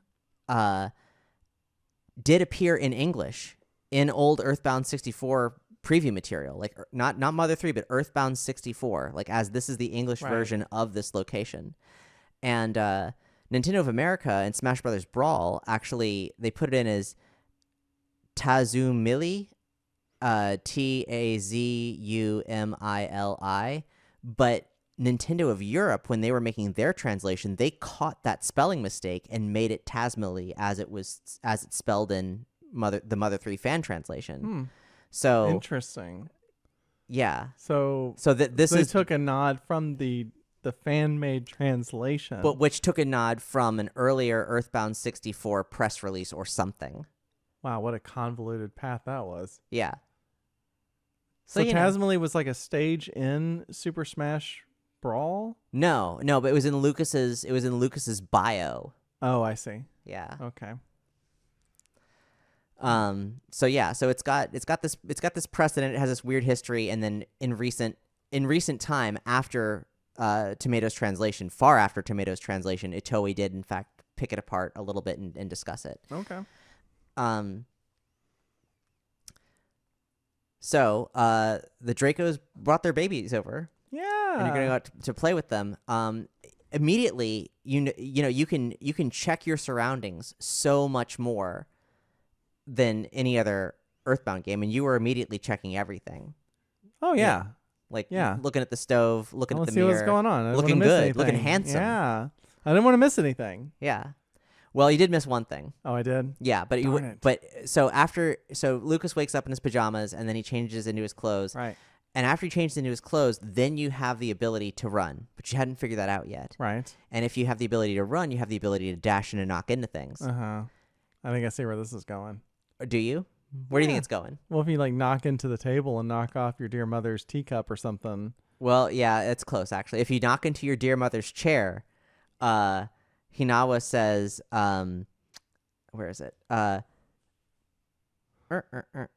This is the part that we cut out of the show. Oh, I didn't write down what she said because it wasn't funny enough. But basically, she's like, I surrender, okay. And she gives you nut bread. Wow. Yeah. Oh, gosh. That's kind of abusive. Well, I mean, she's playing. I mean, you could read it that way. You totally could. That you're being a brat and tormenting your mother, and that would suck. That would really suck, and I would feel that deep in my bones. But that's not what's going on. Maybe you're just playing around. It seems like it's just she seems. This is how she they seems play like she's with being, each other in this world. They run into each other. Yeah. Because you go outside and the Dragos are there and they're like, well, you play with them by running into them and headbutting them. Yeah. Now this is all taking place out on the Mount Oriander Plateau. Okay. That was a bit of a translation thing. It's Mount Orishimo in Japanese. And Orishimo doesn't necessarily mean anything, just like Tasmily doesn't necessarily mean anything. And Tomato was like, well, that sounds very Japanese, so I guess I need to do something to it. And so it's now it's Oriander. It's neither coriander nor oleander. It's Oriander. But it doesn't sound Japanese. Yeah. So definitely doesn't. My memorable melody is the music that plays when you walk out of your grandfather's house. Yeah. It's called Mom's Hometown. Okay. And it feels like Pollyanna with a twist. It did. I did notice that. It's interesting playing this game and having things that are so different from your experience of EarthBound Beginnings and EarthBound. But then the flavor, the seasoning of the game, right, is very familiar. Yeah. And you kind of instantly recognize what it is and what it's doing. I don't know, I don't remember having this experience between EarthBound and EarthBound Beginnings.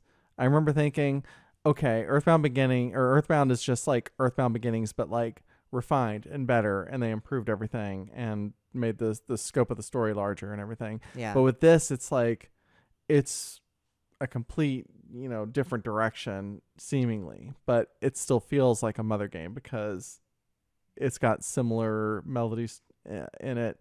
A lot of the, just similar flavorings. The vibes are similar. Does that make sense? Yeah, totally. I'm like, so, Shogo Sakai had the kind of unenviable task of stepping into the a bunch of work that had already been done by other composers and needing to make this game sound like the series that it comes from. And I think, with songs like Mom's Hometown, he did a great job. It's got, like a version. It has a like leitmotif in it of a song that we will hear later in the game. And then in general, it sounds like, hey, it's EarthBound. We're back, but with a twist. It's familiar yet different. And I think that was really well done. And what you're hinting at, or maybe you actually said the word interpolation, did you? No, I didn't. No, but it was implied, But right? if I said it, then everybody take a drink. Well, interpolation is the name of the game. We've discussed this in prior EarthBound games, but no game score interpolates so much so in this series like Mother 3 does. Really? It interpolates like crazy. It interpolates in some cases it might be like not interpolation, it might be actual theft. We'll talk about that a little bit later in this episode. Yeah, I'm looking forward to going back and watching the recording again and actually really being able to like pick apart the music. I liked what I was hearing, but it was hard for me to like sit there and like focus on it for long because I was trying to keep the gameplay moving. Yeah. So one of the other things you noticed right away was the line of ants. Yeah, I tried to go south from town. There was like two ways to leave your house, basically. And if you try to go south, it's like, nope, can't go that way. There's ants there. You might step on them. Which is like, let's just... That's sweet. It's one of the cutest ways of saying like, hey, you can't go this way yet. Yeah, it's not good. Just, don't disturb There's them. a lot of character in this game. A lot of character here. And then, of course, there's the save frogs. Yeah, the same. That is weird. That's like maybe the weirdest thing in the game so far. You don't call Dad because you are Dad. Yeah, you are Dad. So how can you call him? So there's just like this, these benevolent frogs that are around everywhere, and they're like, "We'll remember for you, so you don't have to." Yeah. And memories are building upon memories and if you forget them, then you don't have them anymore. Yeah, this first save frog quote was almost my mother she quote of the game. It's a story is a series of memories. Memories are remembered with other memories and in turn become memories themselves. If you don't take care to preserve your memories, you'll forget them. So please tell us frogs your memories of everything so far. This is what people refer to as saving. Yeah. That was really good. I mean, it's what a strange and interesting way to save the game, like talking to a frog. I mean, I guess I was so used to calling your dad on the phone that's like started to make sense, and like now we're like talking to a frog. That's completely out there. Well, let's talk about save frogs. Okay. Itoi said, even before the game was on the shelves, I was anticipating many questions about why saving wouldn't involve calling Dad. Actually, I was already being questioned about it even before then. Changing the system of a game is, in the end, going to absolutely guarantee complaints. What I'd really like is for people to think that like the frogs were even better than the phone calls to Dad. They are tiny, they seem like they could be anywhere, and they won't get in your way, yet they do stand out. A dog wouldn't seem like a save point. I've written lyrics for a song called Furimu Keba Keiru. If you turn around, frog. From Akiko Yano's 1987 record, Granola. Now, you might remember the name Akiko Yano, one of Anna's favorite artists, as described in the Mother Encyclopedia. She had a pen pal send her a CD, I think. It was an LP. Or an LP. That's right. CDs weren't around then. Well, no, they were around, but Anna lives in the middle of nowhere. I don't think her pastor father has a CD player. Right. Not yet. Mm-hmm. We also have a quote in the chat that says "behind your shoulder, frog." Maybe it's just if you turn around, a frog. So it's a lovely song, and basically, as Atoe describes it, when someone fails, a frog comes along and says, "Oh, it's nothing to worry about." The lyrics show, "Hey, you're being told this by a frog. It's obviously not worth being that upset about. It's a frog telling you this. What more do you want?" That's where the Save Frog comes from. Was him writing this song that back in the mid '80s. Yeah. And it's cute. You should go listen to it. It's cute. So there's a lot of songs in this section of the game. A lot of music, and they all have different.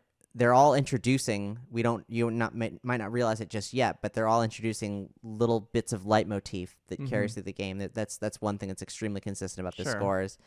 Leitmotifs throughout, and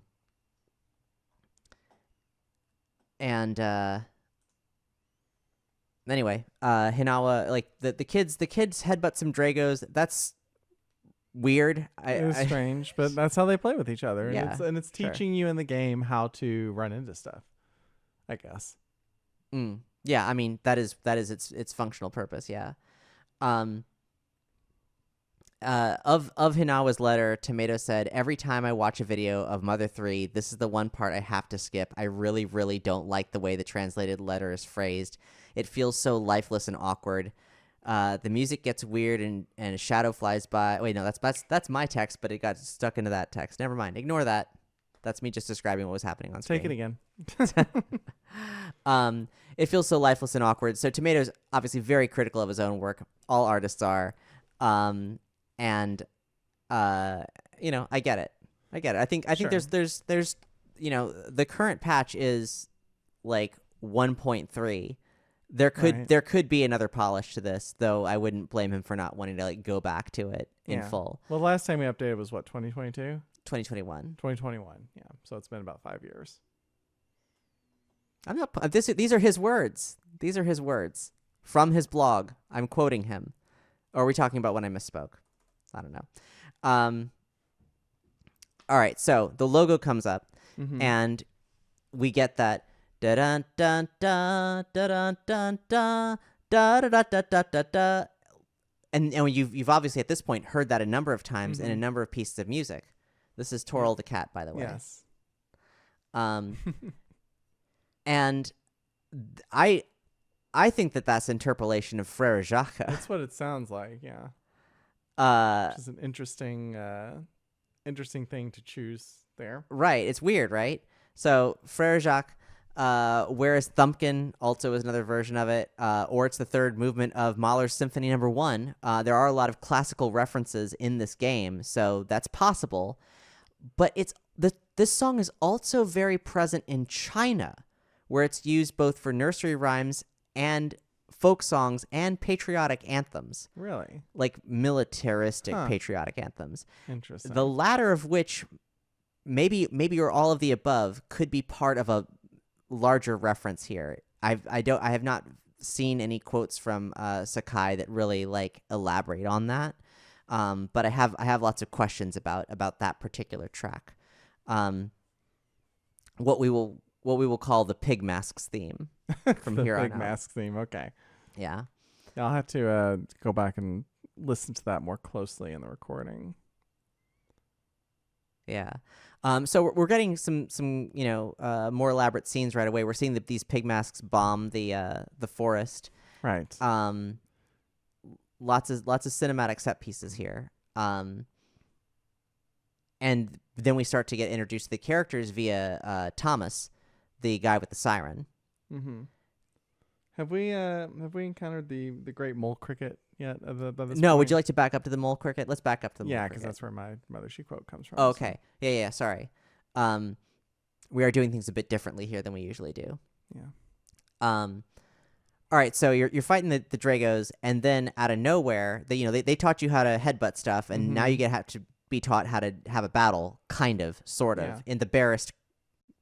At the most simple level that Mother 3 has to offer, battle mechanics. So there's like a strange bug that just flies up and is like, "Yo, let's fight." Yes. I'm gonna teach you some things. Well, he says, "Move it out of the way. Make way for the great mole cricket. I can't just sit by idly while there's someone play fighting. I'm gonna wipe the floor with all of you." Yeah. And that was my Mothership quote. I really? I loved that. Make way for the great mole cricket. It's because it's not too long after the game has started, and it's just like it's so very silly. Just like make way for the great mole cricket. And then he gets undone by somebody's mom, just like poor Buzz Buzz. Yep. Definitely a theme carrying through here. Yeah. Now, eventually there's a thing in the game that I'm just going to tell you about right here and now. It's called battle memory. It's a key item for Mother 3. It's obtained in Chapter 2, and it's used to keep track of enemies that have been fought, and you can view different sprites for them, front and back, if you see both front and back. Oh, so you only get the record and if you like have seen them in the game? If you've seen both sides like of them. if you catch them from behind and like you see the back sprite. Yeah. Okay. And I mention this because every enemy has an official description in the game. Like not just a description, say like in the encyclopedia where there's a degree of, maybe this is canon, maybe it isn't. Mm-hmm. So the mole cricket is friend or foe. Even when flat, broken, stepped on, this imitable bug is always optimistic. Well, good for him. It's good to stay optimistic in the face of great adversity. Yeah.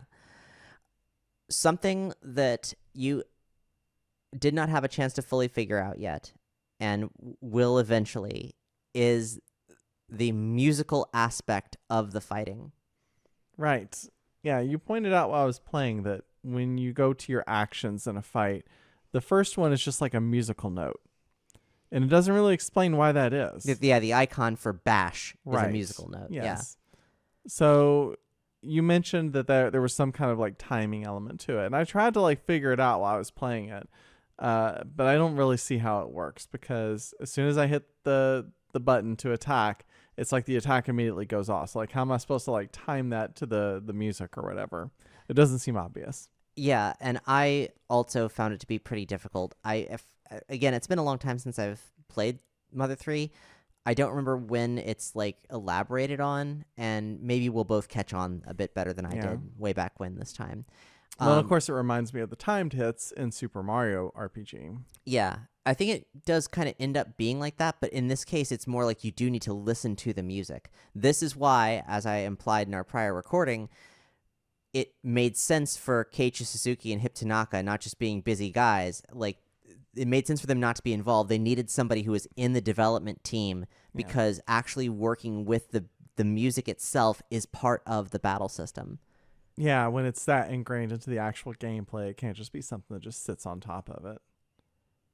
Yeah. Like, and it doesn't matter kind of like what the beat of the music is. I mean, it has to be something that you can actually like do a beat to. Yeah. There's a great quote from Heather Ann Campbell, who's an actor and a writer who's also one of the co-hosts of Get Played, the gaming podcast. She said, "The combat system is rhythm-based. Each enemy has a hidden heartbeat, and if you time your attacks to that heartbeat, you can combo. It's not just a mechanic, it's a metaphor. You're listening to the rhythm of what you're fighting so that you can understand it and empathize with it." Which I thought was a really beautiful way of observing this game mechanic. Yeah. All right, so fast forwarding a little bit back to Tasmally. We got Thomas running through the town. There's a lot of like we're being introduced to a lot of things pretty quickly here.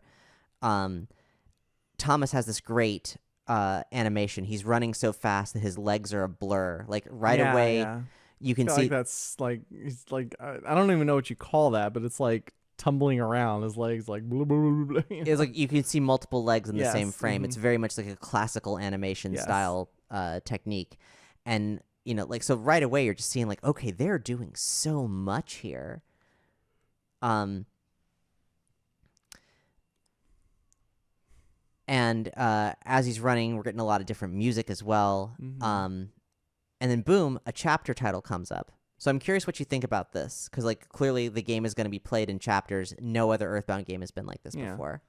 Yeah, but I mean it's a pretty regular thing for RPGs to do that, so it makes sense that they would be, bringing it to this eventually. Yeah, I mean, and have chapters. I mean, I suppose I don't have strong feelings about it either way. I feel like you could probably do the same thing with EarthBound. You just, arbitrarily kind of set chapters at various points depending on when the major game beats are, Yeah. or major story beats are. Chat is informing me that the technique is called smearing, by the way, in animation. Smearing, huh? Yeah. Oh, okay. Yeah. Well, it was instantly recognizable and very funny, honestly.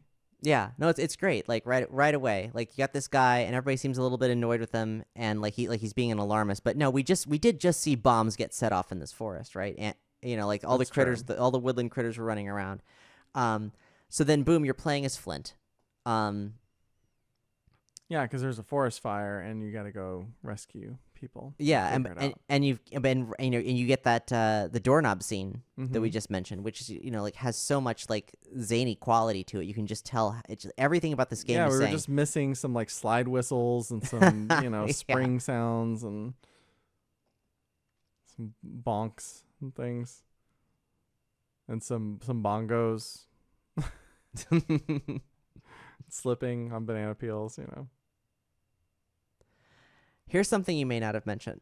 You may not have noticed, because it's very subtle. You talk to a lot of people Mhm. in the beginning section of this game. They're like subtly introducing you to most of the denizens of Tasmally, right? Right. As they're talking to you, the like noises that are like people talking. Every single person's is different. What? Yeah, Really? yeah. They have a different like tone, pitch, general yeah, cadence. Yeah. That makes sense.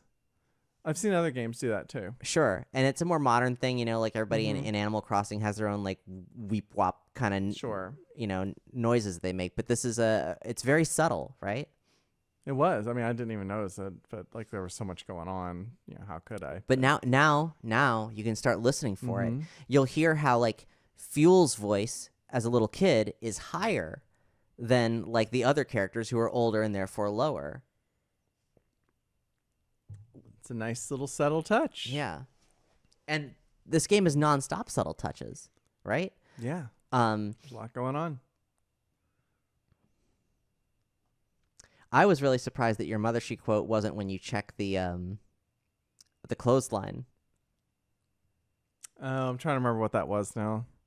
Let me pull it. It may very well have been It's- my mother she quote if I'd had a chance to like go back, watch the video, and like really sort through them all, like write them down and stuff. This is just a simple clothesline. You got a problem with that? Oh, that was funny. Yes, that was very funny. It was pretty similar in Japanese, but like it was unclear on whether or not like that was the intended cadence. Like, you got a problem? This is quote left out to dry. Mm-hmm. Make of it what you will. You met two kids, two younger kids, Nicole and Richie. Weirdly, the little girl's name is Richie. Mm-hmm. Very briefly. Yeah. Yeah. So they're young. Nicole's 5 years old and Richie's 7 years old. And in EarthBound 64, Richie was the brother of the two. So at some point in development, their names were inexplicably swapped. Strange. And then there's like the question of like, are these characters' names a reference to Nicole Richie, Lionel Richie's Right. like celebutante daughter? Mm-hmm. And why? Yeah. That's a very strange coincidence, if not. It seems unlikely Yeah. that it's a coincidence. The most notable business in Tasmally that you pointed out right away is the Jackie's Yaddo Inn. Yeah. It says Yaddo in Yeah. big What's letters. up with that? That's like Yato in. Yaddo means something like inn or lodge. So I mean, in theory, it's like Jackie's Inn. Tomato said, I think during the second draft of the translation or so, I realized that when actually I can't read that because that's a spoiler. Okay. Never mind. So Next time, sometime. there's an earlier version of the Yaddo sign that just says hotel and saloon, I guess like in the data somewhere. Mm-hmm. But it was decided that like Yaddo makes sense. Like let's like put it there. It's kind of like what was it? Those that chain of like country stores in EarthBound Beginnings. Oh yeah. What were Jack those stores? called? Jack Yeah, shops? Jack shops. Yeah. Yeah. Like everybody's somebody in this game. You're gonna eventually figure out the connections between them. There's maybe you can feel like a Twin Peaksy kind of vibe. Think about like when this game was Well, it would be a mother game without feeling Twin Peaksy. right. But like in this case, you know, Link's Awakening had that kind of town dynamic in it that was inspired by Twin Peaks, and then here we are in this space where like everybody knows everybody. It's a small town. You as a player are kind of getting to know everybody's business and how they're interrelated. You know, it definitely feels like a small town in a way that like Podunk did not. Right, because I mean, in Podunk, you talk to a random lady on the street, and that lady doesn't necessarily have like a home to go back to. She's just a random lady on the street, as far as the game is concerned. But in this game, you come across 3 women in the town square, and they're all like gossiping, and one of them is Thomas's wife, and she scolds him for being an alarmist. Yeah, and all that feels pretty real, organic. Yeah.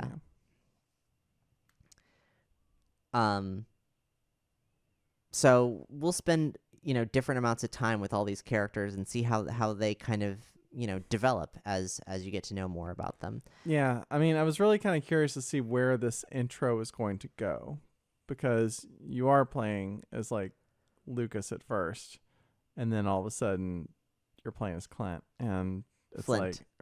and then all of a sudden you're playing as Flint. And then it's like, okay, where are we going with this? Are they going to join up eventually? What, you know, I thought Lucas was the main protagonist of this game. Like, and he's just like, no, off you go, son. Right now you don't know where the kids are. I know, right? They're missing. They're hanging out with the dinos. They're hanging out with the Dragos. I mean, if you're, you know, caught in a fire. There's probably nowhere I'd rather be than like hiding under a dragon. Fair enough. So, who of all the townsfolk you met, did anyone leave a strong impression? Well, I mean, what's the character's name that had the smear running animation? Thomas. Yeah, so I mean, I think Thomas really probably made the biggest. A lot of screen impression. time, Thomas. Yeah, there was. And I mean, and he was just so like, he's just like the wacky sidekick. You know, he joins your party and he's like following along, and like he's always got something quippy to say. Yeah. You know, he's always like, I don't know, organizing his you know, his possessions or something. I don't know, like he's doing something in the background, but you know, he's with you. He's like hanging out, and he's like giving you advice, and he's like, you know, telling you where to go, what to do, and everything. So, I would say the Thomas definitely made an impression. Otherwise, I don't think, not really. But like I said, I have to go back and watch the video. Yeah, to really pick it apart. So outside of Tasmally, we got the Crossroads, which is mentioned, and then Sunset Cemetery. Right. Had the memorable it said sign. No zombies allowed. Yeah, that seems like foreshadowing, probably, huh? Could be. I mean, there's been zombies in every game so far. There's been a history of it. Graves have never looked so scenic. Oh, they did. That was a great. That's a good. I almost wrote that one down too. Yeah, understandably. Now, it's not called Sunset Cemetery in Japan. It's not? No. What's it called? It's called Misoshire Cemetery, which is probably based on the word misoshiru, which is, you know, miso soup. And Tomato's like, why would it be called that? But in the game's debug room, there's a lot of earlier names being used for locations and so forth, and the cemetery was called Sunset Cemetery there, which makes sense because it's a good complement to Sunshine Forest. Sure. So here it's Sunset Cemetery as opposed to Misoshire. Okay. Twirl's going to mark the microphone. But, you know, Misoshire makes as much sense as Shoe Cream Zoo. Right. That's what I was going to say. Like, Shoe Cream Zoo doesn't make any sense at all. And, folks, for you out there listening, we did ask Itoi, hey, what's the deal with Shoe Cream Zoo? Is that like a joke? Like, is there like a particular shoe cream that you were really into at the time or whatever? And he was like... His response was... it's just like... Children like it. Children like it. Children like shoe cream. That was it. Yeah. Basil says Itoi is a hungry, hungry hippo, and you know what? Yeah, he is. Yeah. There was a lot of questions we asked, I think, like, you know, looking for deeper meanings into things, and he's like, no, just kids like it, so, you know. It's fine. Yeah. Don't worry about it. You know, for kids. As I mentioned earlier, Bud and Lou are named after Abbott and Costello, Bud Abbott and Lou Costello. In the Japanese Mother 3, they're named Intotsu and Achato, which are these manzai comedians. Those are their last names, and together they're known as Intatsu Achako. So, Abbott and Costello seem like a similar way to kind of pick that apart. Good localization. Good localization. Yeah. Good job, Tomato. On the way into the forest, there's the prayer sanctuary, and this is where you name your player very early on. I forgot about that. No, there's something there. It's just a foggy memory. It's escaping me. You I go can't and remember. Oh right, because it asked you to forget. It did. It did, Jess, and I'm gonna unincept you right now. The game asked you to forget something, and are you gonna restore? Are you my frog? Are you my memory frog? I'm your. It turns out I was your memory frog the whole time. Aww. And you went there and you inputted your player name. And I did. And then it told you to forget about it. It did. And we don't know why. Oh my gosh. Yeah. So do you remember the do you remember the prayer sanctuary though? I do. Yeah. Okay. So you go in there. There's an interesting symbol or something that was up there where you went and interacted. Yeah, it looks like maybe like a white dragon and a black dragon and kind of a yin-yang. Something like that. Yeah. And that's where we met Jonel, a guy who I think looks a lot like Max von Sydow. Mm-hmm. And it was said at one point during Earthbound 64's development that a lot of characters physically resemble celebrities. Mm-hmm. So I'd say there's a margin for that because there's a character named Bronson, and he does look just like Charles Bronson. Charles Bronson, yeah. So it's possible. Interesting. But what is the name Jonel reference? I couldn't tell you. It's a spin on Jonah, the name Jonah, but there's nothing more to it as far as I know. Okay. Now, you go to the prayer sanctuary and you pray, and it says, "Please answer with a calm mind. Please tell me your name." Yes, the name of the person playing this game. The second time in pretty short succession that it has broken the fourth wall. Right. Because the first time, then Grandpa's like Klaus and Lucas's grandpa Alec. Go inside, kids. All right. And he looks back over his shoulder and he turns and then he looks straight at the screen. He's like, "Hey, all right, let's talk. Let's talk about this." And you made a joke about him being the Earthbound's photography guy. Yeah. And considering that he's breaking the fourth wall here, that just felt. I was like, wow, did you just crack it wide open, Jess? Like, maybe. Could be. Yeah. This is so getting the player's name this early on is a bit unusual.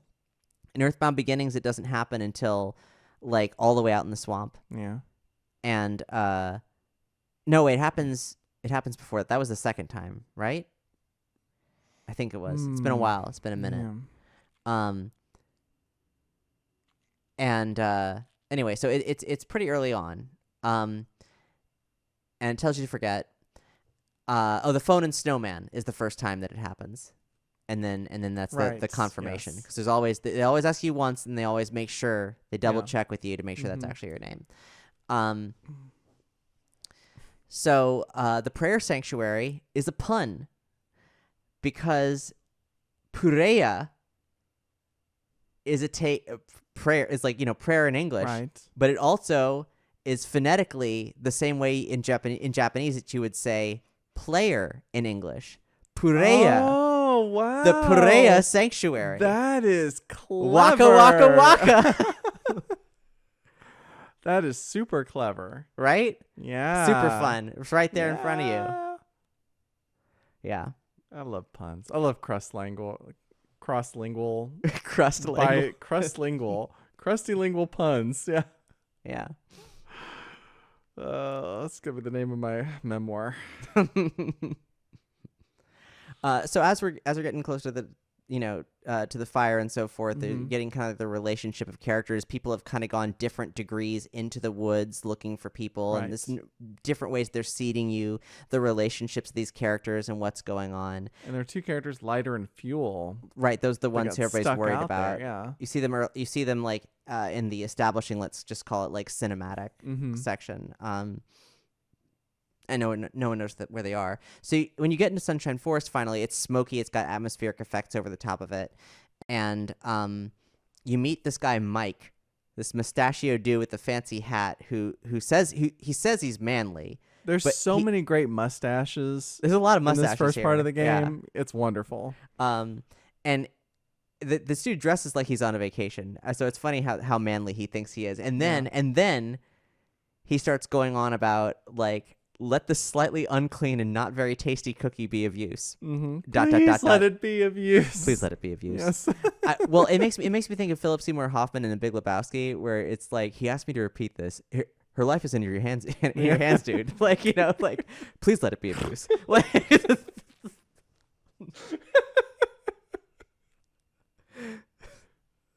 it's great. It's wonderful. It's delightful. Well, guess what? What? You could have done that 2 more times. Get out of here. You can go back, and he's like, oh, you want another one? Oh, okay. Well, maybe just one more. And he gives you another nut cookie, and he just the same thing. Please let it be of use. Oh my gosh.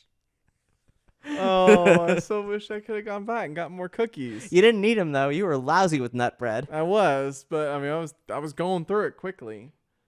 Yeah.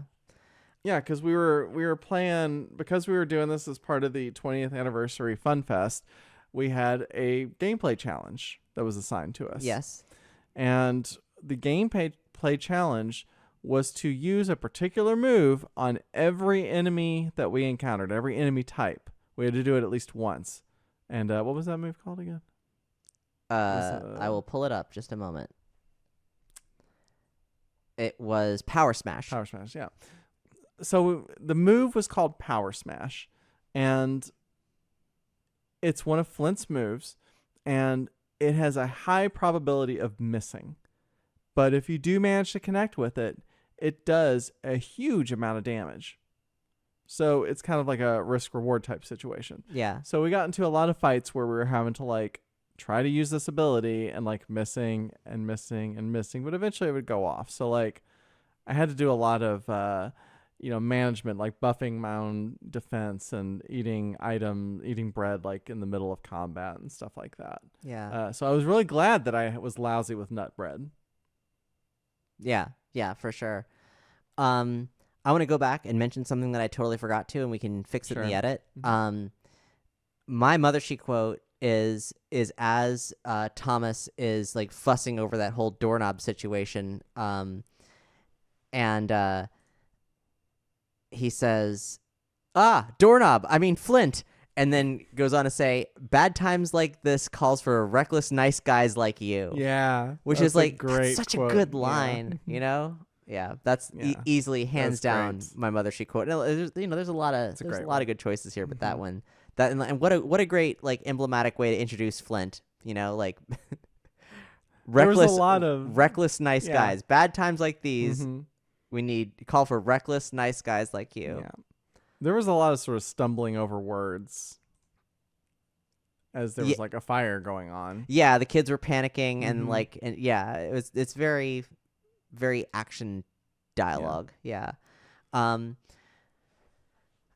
as we're in the forest, I want to give a shout out to a song. It's Forest of Flames. It's a short piece incorporating the Pig Mask theme, but it's heavy with the tabla, which is the Indian percussion instrument. And it just sounds really good. The Game Boy Advance's sound card is nowhere near as good as the Super Nintendo, but every now and then they got something that really pops. And right around then, you mentioned all the nut bread and everything. They're enemies. The first enemy we see is a return enemy. Yeah, Mr. Batty. Yeah, it was Mr. Bat in Earthbound Beginnings, Mr. Batty in Earthbound, and here we have just a regular old Mr. Batty. Up to a lot of his same tricks, actually. It's like the Mr. Vampire movies. There's like a bunch of iterations of them. Yes. This is a bat native to the Sunshine Forest. It loves ambiguity and tends to be wishy-washy. What was ambiguity? Afraid to commit one way or the other. Can't be definitive. It has the ambiguity. No. yeah, ambiguity. It has the same thing going on that the other Mr. Baddies had. Like, they size up the situation, which does a status effect on itself, makes it feel a little strange. They can be confused. Meanwhile, attack itself. Thomas is like not helping at all. Every now and then he'll have a little bit of flavor text. Thomas sounds a siren. He runs around restlessly. He wipes the sweat from his forehead. Lots of good characterization in a style that we are familiar with from prior EarthBound games. Did you happen to notice the music for Mr. Batty? It's very distinct. I did notice it, but I wasn't like focusing on it too. Let me check too the much. Biozilla's message right there. The top one. Oh wow, okay. Is the Batman theme song? It opens with like a guitar strumming. Yeah. Interesting. Wow. But then it goes into a different route. It goes into this like this like Latin inspired kind of organy thing. So it has like the Batman the 1969 Batman interpolation is there. But even more so, it's an interpolation of a song called Hello Sadness, a 1970s ballad by Hiromi Go. And this is something that's been explicitly stated. Sakai wanted to make a song based on it after it was featured in one of Itoi's blogs. So we'll post a link on this episode's page where you can like listen to the song for yourself, and you can hear how like this and that are clearly, in conversation with each other. Right. You mentioned Flint's Power Smash. He also has a number of other abilities. They're called brute force abilities, and these are physical abilities that stand in place of psychokinetic abilities. Right. This is what he's got. He can going like on. toughen up, and he can make himself more powerful too. Yeah. And he also has a swing attack that lets him. His weapons are in a stick and a 4x4. He's just hitting stuff with wood, not a baseball bat, just chunks of wood. And so he can swing that wood, and it'll hit all the enemies at once. Yeah, which I never got a chance to use, but there was gameplay challenges to do. Yeah, there were.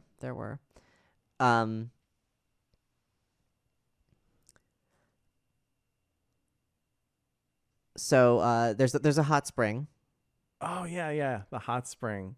And you just kind of go in and enjoy it. You get in the hot spring, and it Full plays clothes on, everything. You just jump in there. It plays a very saucy music as you're floating around. You have to wait around for 5 seconds. Yeah, I noticed that you have to stop moving for 5 seconds. Yeah, but like, which is one of those Itoei-isms of like you just need to like stop and enjoy it and and really Relax like feel the moment.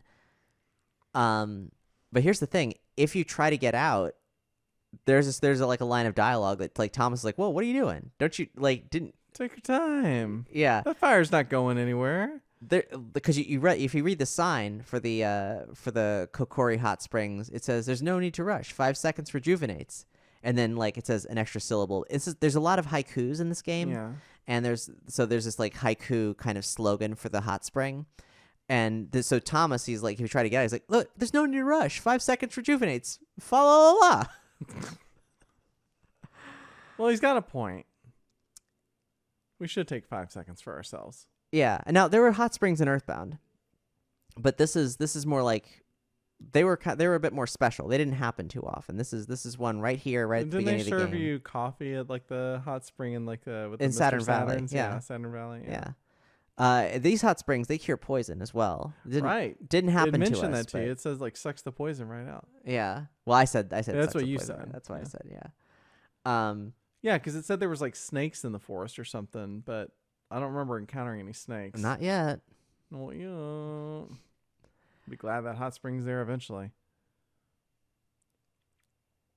All right. So let's see. There's a lot to talk about in this section, so I'm going to try to make it as brief as possible and just stay up on the good stuff. So the pig masks show up again. You see them open a box, and these weird bugs fly out. Fireflies. Yeah, because they're these like flies that, well, the description of them is desperate to be embraced. Wait, no, that's the description of the monster. Before we get to the fireflies, you do fight some sentient potatoes. Yes. Bit unexpected. And there's the EarthBound I remember. Yeah. Desperate to be embraced as sweet and delicious, prefers to veg out underground as much as possible. Veg out. The Yamonster, a one-eyed rooted potato.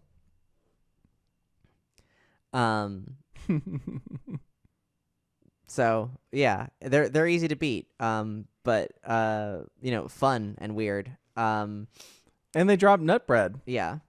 Like a lot. A lot of nut bread. Yeah. And you need it.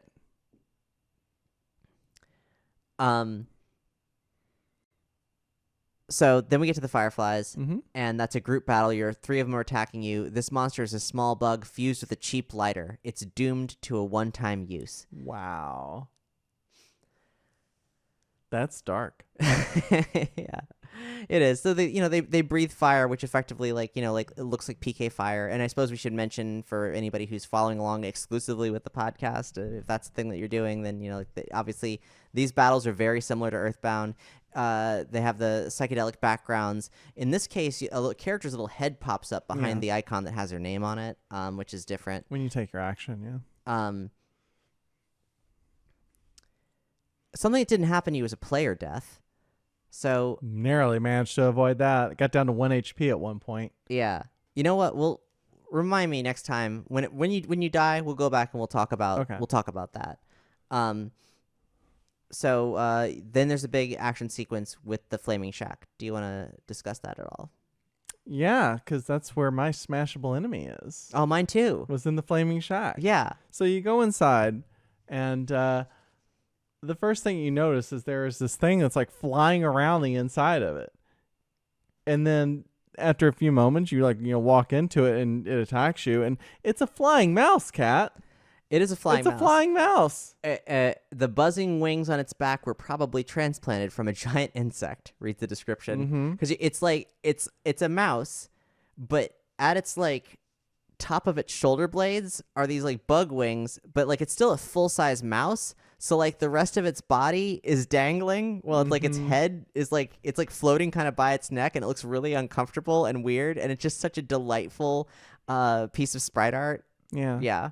Can't go wrong. Definitely my smashable enemy of this section of the game. Mine too. Yeah. I'd say there's more characterization in the sprite than the battle itself. But there is a weird attack. I don't think, or really not much of an attack. It's just one of those flavor text things. I don't think you saw it, which is the flying mouse is poofing its hair to look threatening. No, I didn't see that.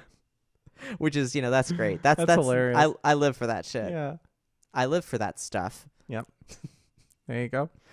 Yeah, that's I love, and it really, I'm starting to see there's a pattern here. There's there's genetic modification or some kind of cybernetic implants or something going on here with the lighters and the bugs and the the insect wings on the mouse.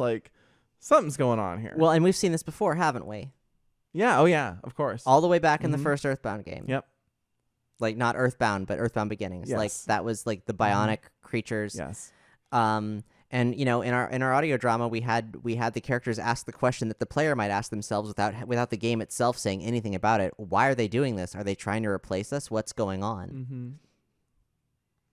Yeah. So this is just a continuation of that. It seems those themes are returning.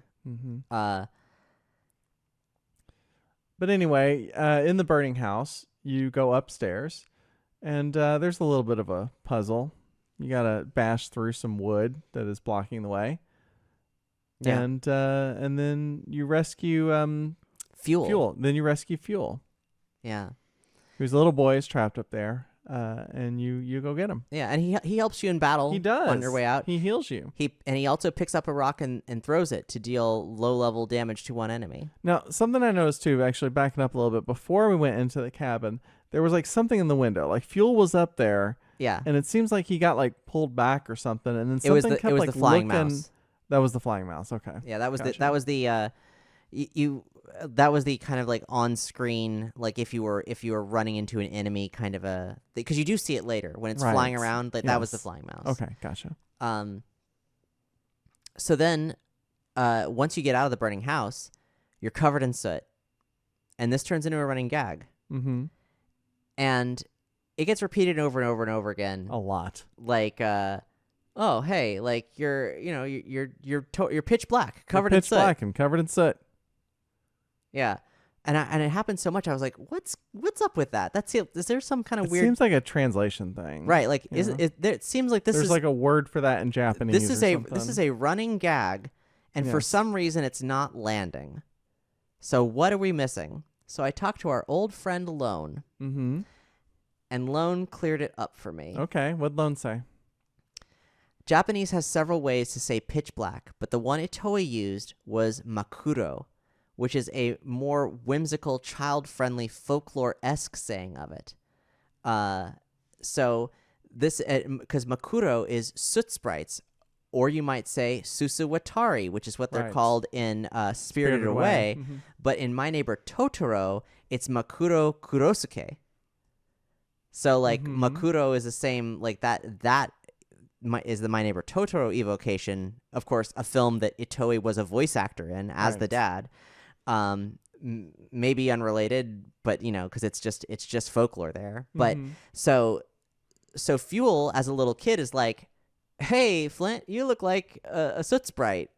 And the funny thing is, the way the joke kind of works is that people keep referring to them in that way. Some characters do straight up say like susude, like as in like covered in soot, but most of them keep repeating the childlike and or folkloric makuro. So it has a kind of whimsy to it. And Lone said, when Fuel says it first, that's just him kind of being a kid and saying it in his kiddie way, but then all the adults say it as well, and the word keeps getting repeated, further emphasizing the makuro thing, which makes it funny in its own Itoei way that is really hard to explain. So that's what was actually going on there. So there's kind of a joke that like we're probably not going to be able to understand. Like there's just no really good translation for it. There isn't, but I think there's a way to play up on the kind of like childlikeness or folklore quality. Yeah. If Fuel said like, instead of saying, oh, you're pitch black and covered in soot, and we just repeated that phrase over and over again, if it was like, oh, Mr. Flint, you look like a soot sprite, Mr. Flint, and then the other adults start joining in this kind of childish way, because like one of the next people you talk to is the character Matt, who's this dude with a huge afro, and he's Right. drunk, like he's hiccuping because he's like totally plastered. Yes. And so like if he's like, oh man, you look like a soot sprite, buddy, Mhm. like there's room for it to kind of start to build, and I need to kind of workship it a bit. Maybe I've already done this in the audio drama by the time anybody hears this. But there's room for that. Yeah, Soot monster, with the chat's recommending. Yeah, that could work. Yeah. We got to find something like, commiserate in the English language. That would be like a similar kind of joke. Yeah. Oh, maybe in its own way, the future audio drama adaptation of Mother She Wrote will be my attempt at my own, polishing of the material. See what we can do with it in English. That's what you're doing with the first It's season. certainly what I'm doing with the Yeah. first season. Yes. Just part of the reason why it's taken so long. Just you wait, folks. When you see the final 4 episodes of season 1, I think you're going to be pleased. I think you're going to be really pleased. They're pretty spectacular. And I'm very glad, Jess, that when you were playing the game, you went back to Flint and Fuel covered in soot went back to the hot spring. Yeah, we don't collect like a most like memorable moment or something, or like, laugh out loud rolling on the ground, moment or something. I don't know. It doesn't always happen, but it certainly would have in this section, because I think, as I mentioned earlier, you're coming out of this forest fire, you're all covered in soot. I knew I was going by the hot spring, so I'm like, I'm gonna go take a dip in that hot spring. I'm gonna clean off, because I don't want to like bring this child back to his father and like him be in distress because he's all covered in soot or whatever. So we like go and get in the hot spring, and like you're walking around in it, and like stop, you get rejuvenated, and like you still have like the soot all over your face. So I'm like, okay, well, I guess the hot spring's just gonna rejuvenate me, but not actually clean the soot off. And so I go to get out of the hot spring, and everything up to your neck is cleaned off, but your face is still covered with soot, and there's like no way to actually like clean yourself off the rest of the way. It's incredible. It was fantastic, and I know you were just waiting for me to do that. Mm-hmm. Yeah. It's fantastic. So then Lighter's been moved to this like bench. He's been placed on top of a park bench basically, and everybody's gathered around him. He's trying to sort himself out. And this music starts playing. It's a track called Gentle Rain. And it's got some leitmotifs in it. But this song, it does not just interpolate. It straight up borrows the main melody from the hit single Preso from Mexican singer Jose Jose. Okay. It's composed by prolific Spanish songwriter Rafael Perez Botija. It's from his 1981 album Gracias. Okay. And Sakai hasn't said anything about this to my knowledge, but it's blatant. It's so blatant that that this song being used in Mother 3 is all over Spanish language Wikipedia about this song and this album. Yeah. Wow. So somebody noticed and has like been making sure it's well documented. I guess so. Yeah. Like, I mean, and this is a big song. It was number 33 on Mexico's charts. It was number 50 on Billboard's Hot Latin Tracks. It was Latin VH1 named it number 50 in the 100 best Spanish language songs of the 1980s. And Japan loves quote unquote world music.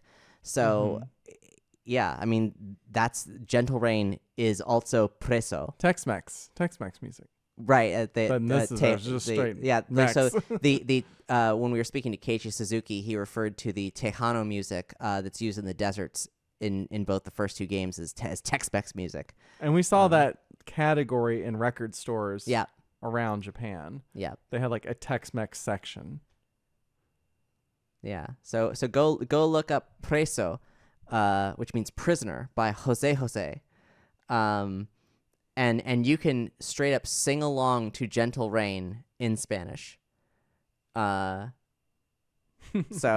yeah, it's that, Well, I'm glad to see that the tradition of borrowing other media is kept alive in Mother 3. Yeah, but this isn't the same as like doing like a teeny tiny little sample and like or doing an interpolation. This is something else. This is something a bit more like It's a bit more radical. Yeah.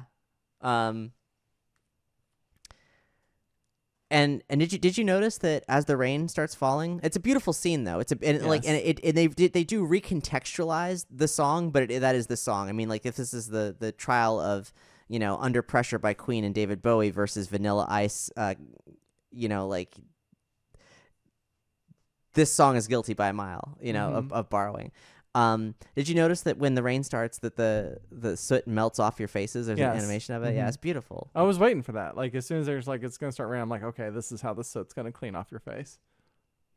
Yeah. And then so it was. Flint's being then seen. It cuts to Yato in, and Flint's being seen to by a woman named Tessie. No relation to the Loch Ness monster. I was wondering about that. It's like a reference or something. Yeah, because in Japanese, Earthbound's Tessie was Tassie. Right. Yes. So it's different. But in some ways, I think Tessie I think Tessie looks like a sprite of Shelley from Twin Peaks. Pause for the cat using the scratching pad. Toral, stop that. Nope. Gotta be done. Gotta keep him sharp. All right. Done. So I like she's in this case, her like apron and so forth, like her dress is bright yellow, but if you make that teal, I think that's a Shelley sprite. Yeah. Could be.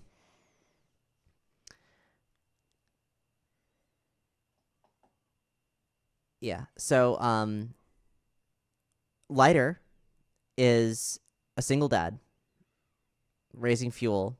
According to an article in the Mother 3 Times, Fuel once had a mother named Tobacco, so it would be lighter fuel and tobacco. Tobacco.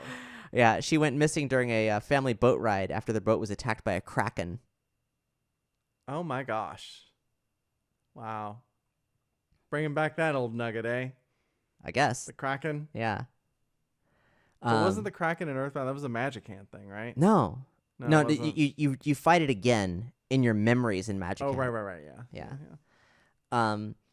So Lighter asks Flint, did you see anything else in the fire beside those weird bugs? I'm talking about some suspicious people with, like, pig masks on. Those bastards. Yeah. That was, we haven't really talked about the pig mask people yet.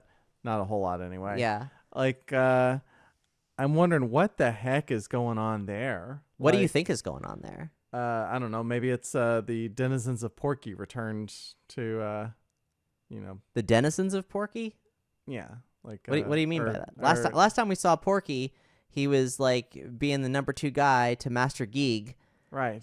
So it's like, I don't know, his followers or something. Okay. Like showing up, causing trouble. Okay. Interesting theory. Yeah. Well, they got a very interesting. The mask is interesting, right? It is. You got one. Yeah, this is a mask from Camp Fangover 2016. Mm-hmm. I mean, I guess it's like some kind of gang or something, that's looking to cause trouble. As to what? I mean, they're setting the forest on fire. Right. Yeah. Well, here's the thing I want to share with everybody. It's a visual, but I'm going to describe it for the podcast as well. Wait, where is that thing? It's in scenes, isn't it?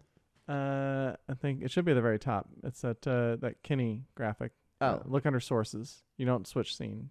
Okay. Look on the sources list to the right, very top, and click on the little eyeball. No. Okay. Sorry. Cancel. Eyeball. There you go. There we go. Okay. This. All right.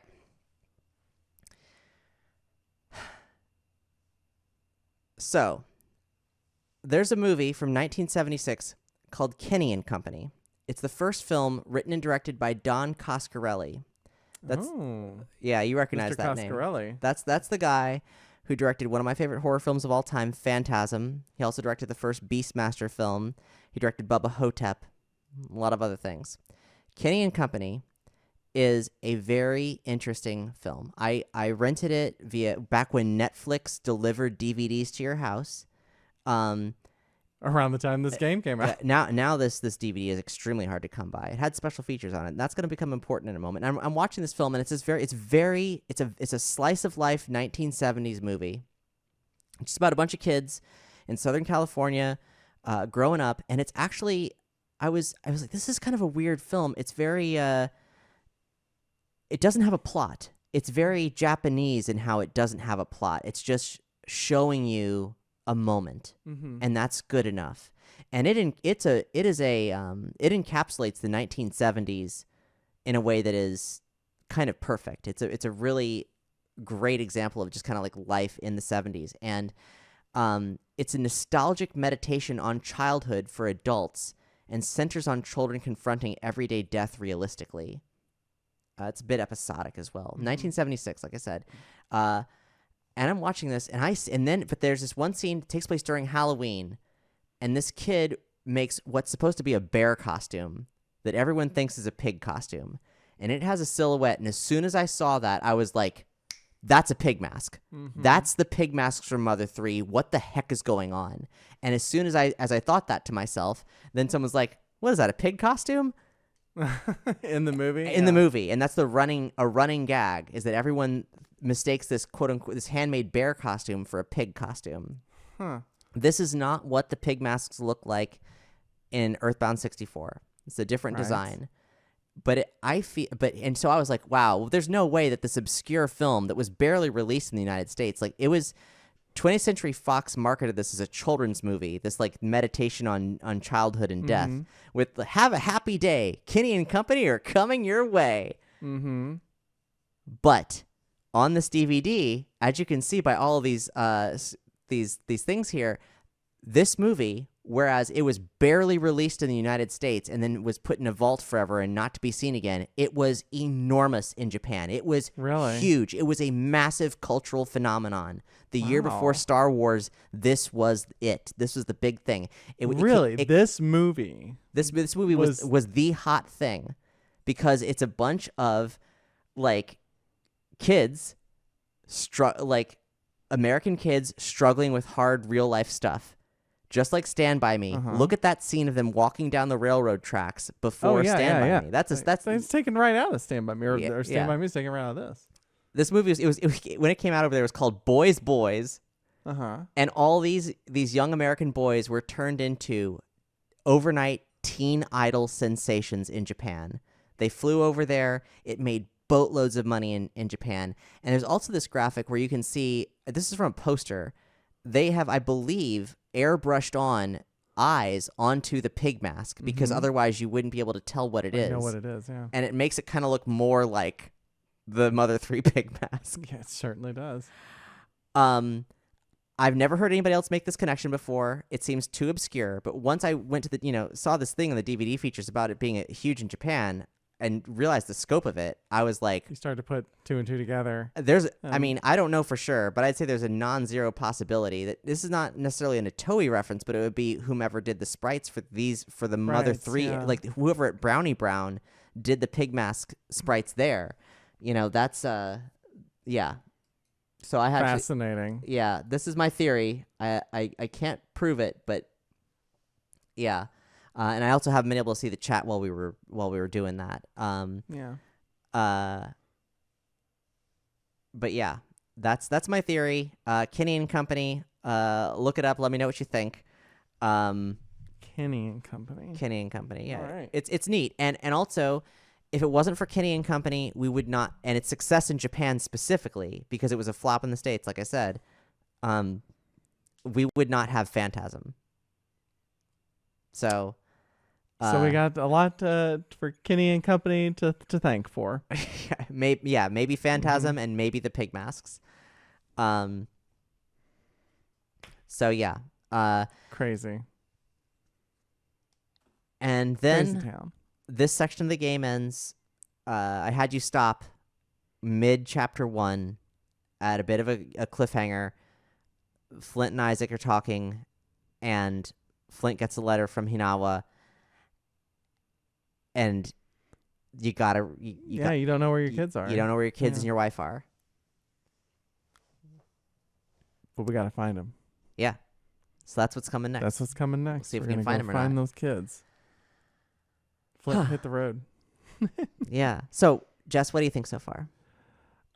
It's everything that I expected. Is honestly. Yeah. Like it has that feel of a GBA game.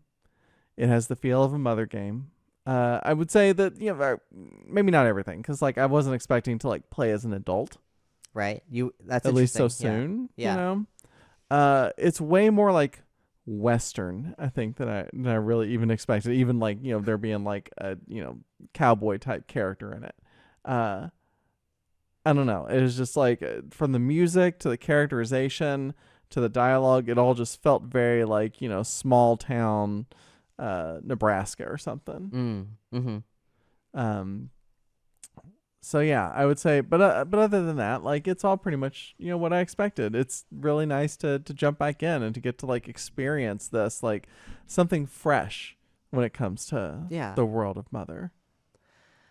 Yes, there's so much more to come. I'm looking forward to it.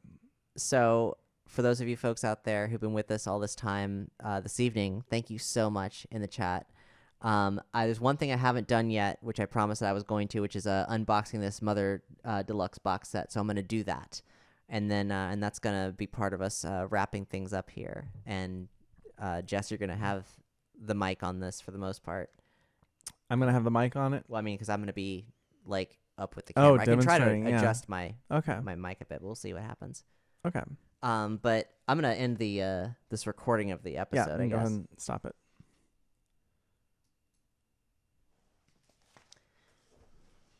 All right, let's look at this deluxe box. The item that you could get signed by Mr. Shigesato Itoi himself. All right. So this is yeah. I mean, if you got a big wad of bills, so you open it up, and this is a very slickly presented box here. You get 2 boxes. The top one is the game. All right. So Kat's saying the top. You open it up. There's 2 boxes inside. The top one is the game. So let's get that out.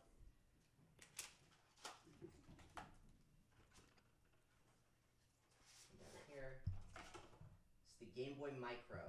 Game Boy Micro. It's in there. Now, what I don't have is the Franklin badge. She said what she does not have is the Franklin badge. Because I put it on my purse and then it broke off. She put it on her purse and then it broke off. Welcome to Mother 3 World. Welcome to Mother 3 World, it says. The sleeve. There's a sleeve, and then there's the Game Boy Micro that's inside of it. And there's a cartridge that goes in. And you can turn it on and play it. It works. And it still has my first attempt at playing Mother 3 here on it.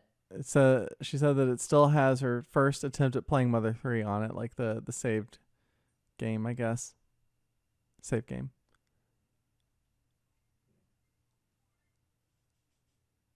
So, yep. So Game Boy Micro, I don't know how many people have one of these things. Like, this is a weird, brief period in time. They would, like, advertise that you could, like, wear it as a belt buckle. Like, you could... What now? There was an attachment so you could wear your Game Boy Micro as a belt buckle. Like... That's unusual. Yeah. That's some Captain N, the Game Master level Right? stuff there. And it's also got like a cute little hole like the DS and 3DS had, so you can attach cell phone charms to it. Like I attached this Mother 1 Plus 2 Mr. Saturn cell phone charm to it. But yeah, super slick, super fun, and if it's signed by Shigesato Itoi, an already expensive item is even more expensive. Very cool. If the lucky winner of the auction is out there somewhere, I hope you have a good time with it. Yeah. Well, did we have any last thoughts or anything we want to do before we drop off? I think that's it. It's almost midnight. Yeah. We've been going at it for a long time. Well, how about this? It's the middle of the night in the UK, but if anybody out there is in Scotland, I'm going to be in Glasgow for the next few weeks. Send me a message on the internet and let me know if we want to do a fan meetup in Glasgow, Scotland. Yeah. In regards to Mother She Wrote Season 1, we've got all the 4 remaining episodes like all scripted out. We've done most of the recording, the voice recordings for all of them. I think like one of the big holdups for this season has just been there's so much about the first game that like doesn't make sense, and like you've kind of had to like the third act is right. It's messy. There's a lot of things in it, but the thing is that I mean, I think it's not messy anymore. I think I filled in the blanks in a way that they were meant to be filled in. Yeah, like it's all come together quite a bit, but I had to do a lot of the script writing process took a long time, and then there's been a bunch of production aspects of it that like take a long time, like writing original songs, for example, takes a long time. So they're coming. Yeah, it is coming. We're like episode 11 is pretty much done. There's like one kind of major piece that still needs to be done, but then the rest of them I think should come together pretty quickly. So famous last words, knock on wood. But we're getting very close. Yeah. So, all right. Well, I guess we are ready to sign off then. Yes. Right. Thank you all so much for joining us for this first gameplay point of the Mother 3 20th Anniversary Funfest. Yes. Thank you for supporting World Central Kitchen. Thank you for giving us some truly unusual pizza toppings. And It was wonderful. Yeah. Yeah. We'll see you next time. And yeah. That's all she wrote. That's all she wrote. Bye. Bye.